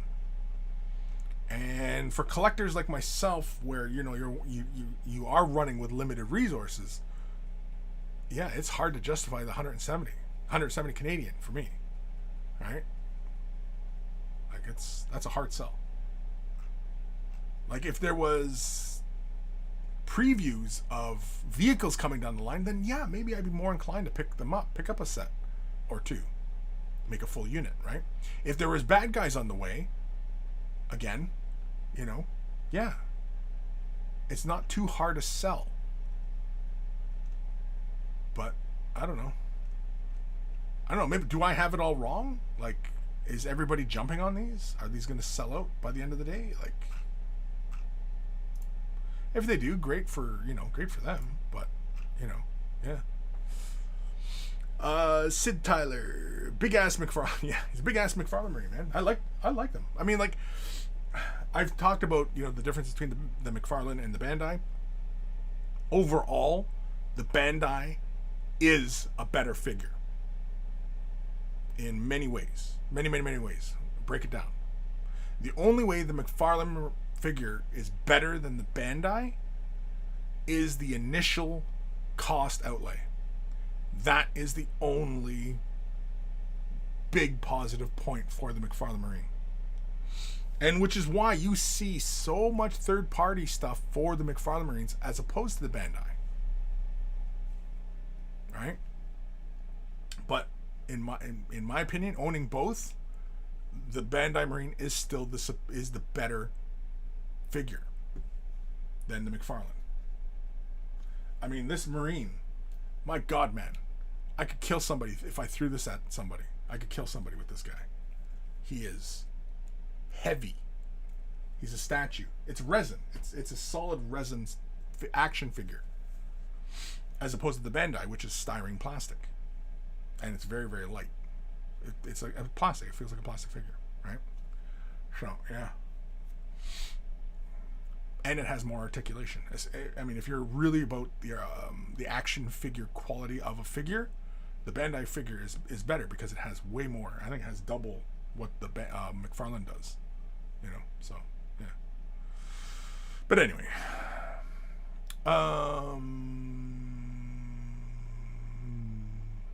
Matthew Demi, I thought Joy Toys made sex toys, not 40K stuff. Yeah. Yeah, that's you haven't seen the 40K butt plugs? Yeah, they have the butt plugs. And they have what are those? The long cylinder things with the end on them? Yeah. It looks like a gene stealer mouth, but instead it's just a mouth, and yeah. Anyway, Jobber Stuff Nut. Did someone call Kris middle-aged? That's a stretch. Did somebody call me middle-aged? Who the fuck called me middle-aged? Somebody called me middle-aged in the chat? Fuck you. Fuck you, bitch. Sid Tyler. Different kind of joy. Dark Commission. Do you get a free bottle of lube with Joy Toys? Asking for a friend. Yes, from what I understood, yeah, you do. The Aussies definitely will need it. But they probably pay more for it. Kim, this I think is more like ordering a Bandai one. They take orders and then they make them in order the amount they need after the week is over. 180-day delivery on the Joy Toy stuff. Yeah, because Joy Toy is probably not very big. I've never heard of them, and a lot of their toy line, I'm not that familiar with. I know they got like these sci-fi soldiers and stuff like that. I don't know what it's from. I'm not that with it, so but yeah. But 180 days till delivery? Yeah, that sounds like they're making them.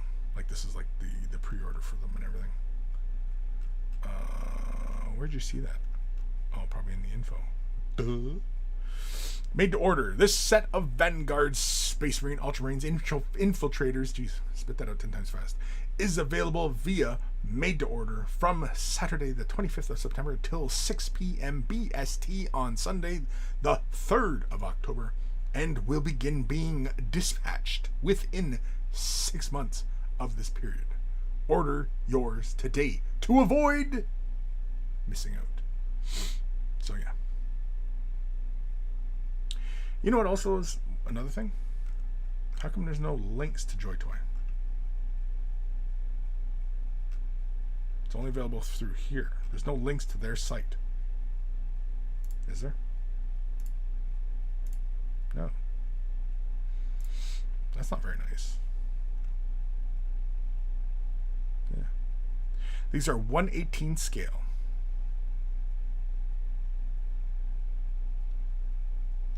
They're made of ABS PVC plastic. Oh, are these fucking resin as well? They're not even like plastic like a G.I. Joe? Are they more fucking resin PVC plastic? Oh, is that what they are? They could be all soft and squishy. Don't tell me they're all going to be soft and squishy. That's disappointing. Like, am I interpreting that right? See, at least they're nice and smooth and they're not chalked up with battle damage. I like that too. They got a nice smooth, because if you want to repaint them, it's not going to be too much of a hassle. I think. Not like the McFarlanes. McFarlanes, again, this was an artist proof that I was working with when I started. I don't care that they already have all this pre-fucking battle damage, and the flat surfaces have a texture. I don't care for that. I think I bitched about that when I was doing the Sister Battle too. Because the Sister Battle, yeah, Oh, and the Necron. The Necron's got all sorts of texture all over it as well. Like, what if I wanted to put like a nice shiny metal on it? Then I have all this fucking goofy texture all over it. It's annoying. It's annoying. What time are we at here? Holy carmoles! It's a 3-hour show today. Apparently, I better wrap this up. Kim, I did a conversion from Norwegian to Canadian, and it translates to 139 Canadian. The 940 Norwegian. Yeah. Well, yeah. I mean, like, from the Australian to Canadian, it's 170 Canadian, 230 Australian. But when you do a currency exchange for Australian to Canadian dollars, they're almost the same value.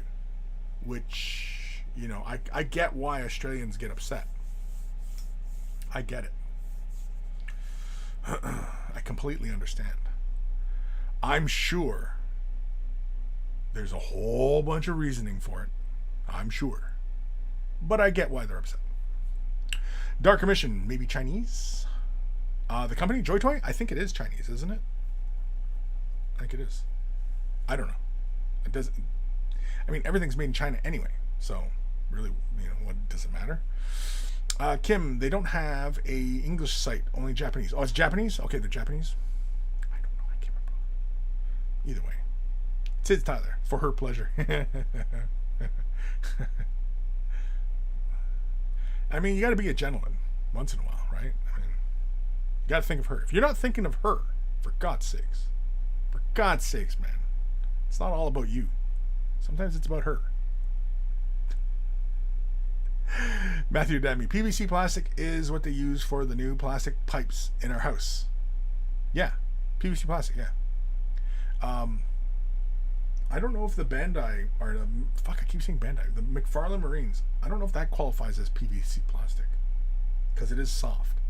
Like the Sister Battle, like on her shins, it has like details, and it's a really rubbery plastic. I know like a lot of PVC, you get like the Reaper Bones minis and stuff like that. They're PVC plastic. They're soft. You can bend it, but it goes right back. You bend it enough times, it'll break or stay that way. But yeah. Whereas the Bandai Space Marines, they're styrene plastic. They're injection molds. Whereas I'm sure the McFarlanes are injection mold, but it's a different plastic. It's like resin. Anyway, I'm not crazy about it. But that's the one minor thing. But I mean, it's a cheaper material, cheaper price, right? But they're heavy as fucking balls. My balls. You want to know how heavy my balls are? Grab a McFarlane Marine. You'll have a pretty good estimation. Everybody's rushing out now. Oh, I need McFarlane Marines. I need a McFarlane Marine, for God's sakes. Anyway. Dark Commission, couldn't you have filed and sanded the big Marine? Yeah, I could have. Sure. Do I want to? No. Why would I want to? Why all that work, for God's sakes? Just give me a blank canvas. Just give me a blank canvas. I don't want to have to make canvas. I don't want to, go out, get a bunch of wool and linen, whatever, and then make canvas and spindles and, you know what I mean? Like, yeah, you could do all that. Don't want to. It's a lot of fucking work. But yeah, I could have. Don't want to. Matthew Demi, be like an after school special. Just wrap it up. Sweatshop Marines. Yeah, they are kind of sweatshop Marines. I mean, both of them, Bandai and McFarlane. Yeah, I'm sure that's both sweatshop conditions. I'm sure. And those Joy Toys, yeah, I'm willing to bet they're sweatshop conditions. Something along those lines.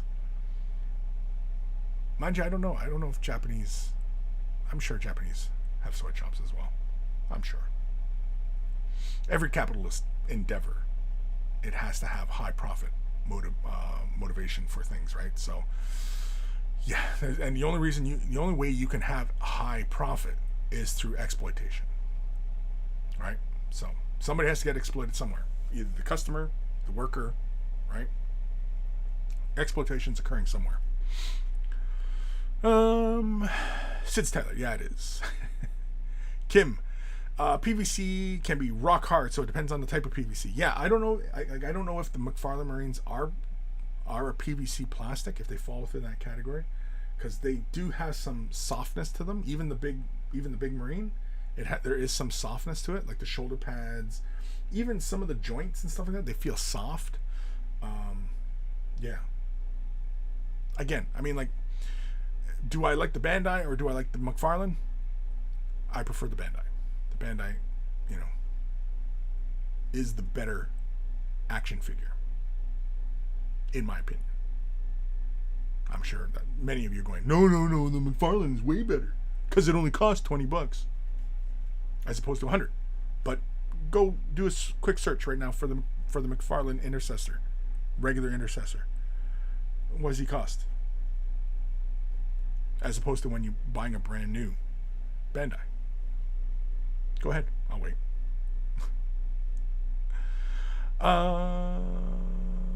Dark Commission, styrene. Is there nothing it can't do? Well, yeah, I mean, the styrene plastic is better. The Bandai Marines, like, they're smooth. You've seen plenty of pictures. The armor is smooth to the point where it looks toy-like, right? It does look very much like a toy, but because it is. But it's lighter.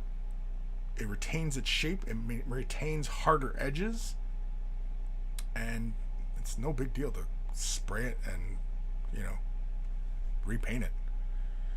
Versus the McFarlane guys, like these guys are soft. You hear it just every time it just creaks. Yeah, I mean, like, it's fun, and I mean, like, for the price, yeah, it's really fun. And I like that McFarlane is coming out with the bad guys and stuff like that. Like that Gene Stealer, yeah, I'm totally gonna get one of those Gene Stealers. After my fucking flayed one shows up, I want the flayed one. I got the artist proof flayed one. I want that. I already have a Necron Warrior.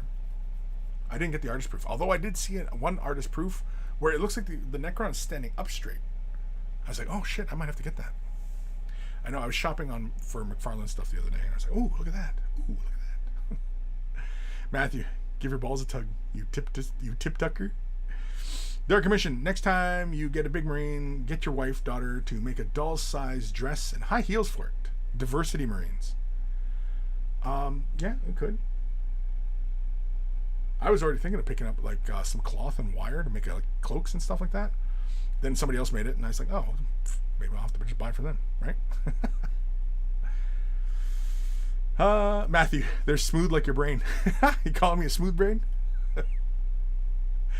Kim, $25 for the McFarlane Marines on Firestorm game site. Yeah, I know. Like I said, they're like $25. Oh, you mean for the Intercessors on Firestorm Games? Let me see. Firestorm is in the UK, isn't it? Firestorm Games. Is it like .com or something? Oh, I spelled games wrong. Fuck, I'm an idiot. Yeah, it's the UK. Okay. Let's see here. McFarlane. Farlane. Oh, not lame. Farlane. McFarlane. Let's go. Where's the Space Marine? Firestorm Games. Like, where's the fucking Space Marines? I gotta type in fucking McFarlane Space Marine, don't I? McFarlane Warhammer. There we go.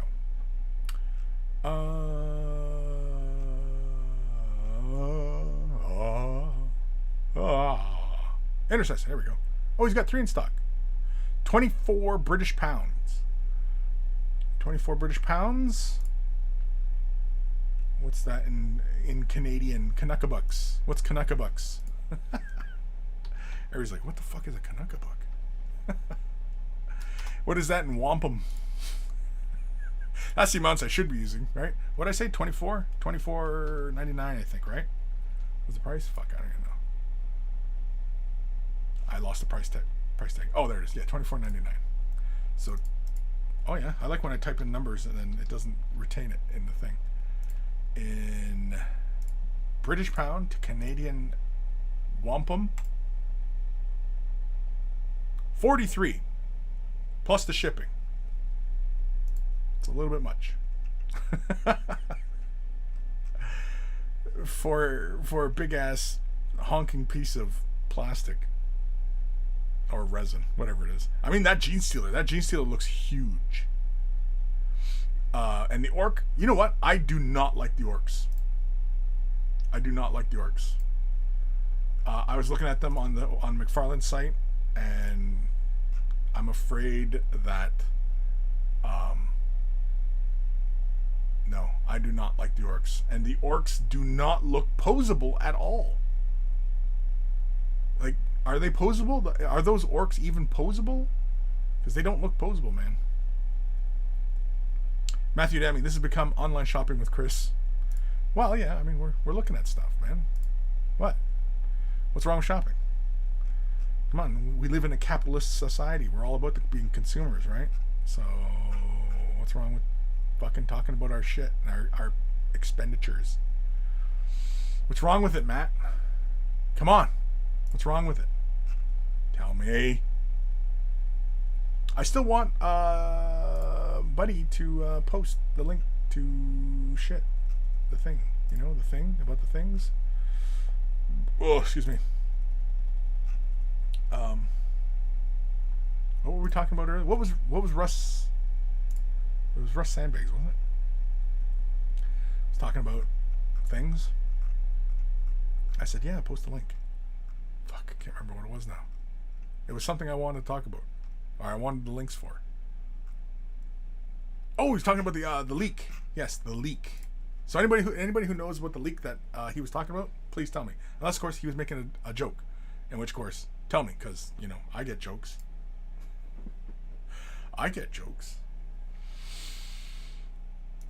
If you're brand new to this hobby, you want help with the color scheme, you want help with a particular technique, maybe you just want to show off what you're working on, send your emails to Kris@wayofthebrush.com. If you're going to have pictures, send them as attachments in the email. Don't send out as links to other sites, because it just won't do it. Of course, you can find it in the description below, Kris@wayofthebrush. And there's also a link to wayofthebrush.com, center hub of all this silliness. Has the links to all the social medias as well as Discord. Join us on Discord. It's a lot of fun. We keep the conversation rolling there 24/7-ish. Only one rule in Discord: don't be a dick. It's the only rule. Don't be a dick. It's a pretty simple rule, pretty open-ended. You know, so yeah. Of course, also at wayofthebrush.com, you'll find links for t-shirts. Want to get yourself a t-shirt? Look like a connoisseur of all that is good and holy in this world. They're wearing a Way of the Brush t-shirt. And if you purchase yourself a shirt, send a picture of yourself in your shirt. Now add it to the Monkey Shrine, which is also at wayofthebrush.com. And of course, you'll find a link for Patreon. Huge thank you to all my patrons. Without your support, this channel just would not be able to continue. So a huge thank you to everybody for their continued support, and everybody who's thinking about it. I have varying tiers of support. Click whatever makes sense for you, and a huge thank you to everybody who does. If you're not able to support monetarily, i.e. money, thumbing up the video, liking, following, subscribing, commenting, sharing, and ringing the bell, and all that stuff helps a great deal as well. And all it takes is a couple clicks of a button, and you're helping me out a great deal. Basically, it is so that we can appease the algorithm god. It is the new 21st century god that we have to all abide by, and so please help me, appease my gods. I shouldn't have ended that on a stupid comment. Big thank you to Carl, Guy Mere Alfer, Beer and Blood Bowl. That's his YouTube channel. Check it out. If you love yourself some beer, you love yourself some Blood Bowl. Beer and Blood Bowl is where it's at. We always take time to thank Carl, even though he is no longer with us, for taking the time out of his busy day to create the email jingles to play before the email segments of the show. So always much love to Carl. And of course, speaking of love, much love to my baby brother Evan for creating the intro, outro music that plays at the begin and end of the show. And so always much love to my baby bro Evan. And of course, if you're into rare comics, EB Comics, check it out. It's in the description below. It's all in the description below, or at Way of the Brush, one of the two. Or go to EB Comics if you need comics, rare comics, rare. Follow him on Instagram. He's a regular beefcake. If you're looking at man muscles is your thing, then yeah, check him out. Great big muscular dude, good looking fella, creative, intelligent. Sorry girls and guys, he's already taken, he's married with a family, so, But But you maybe play your cards right. I don't know. I'm gonna get him in trouble. I'm gonna have Carrie on me now. You're gonna get a message. Are you really trying to pimp out your brother?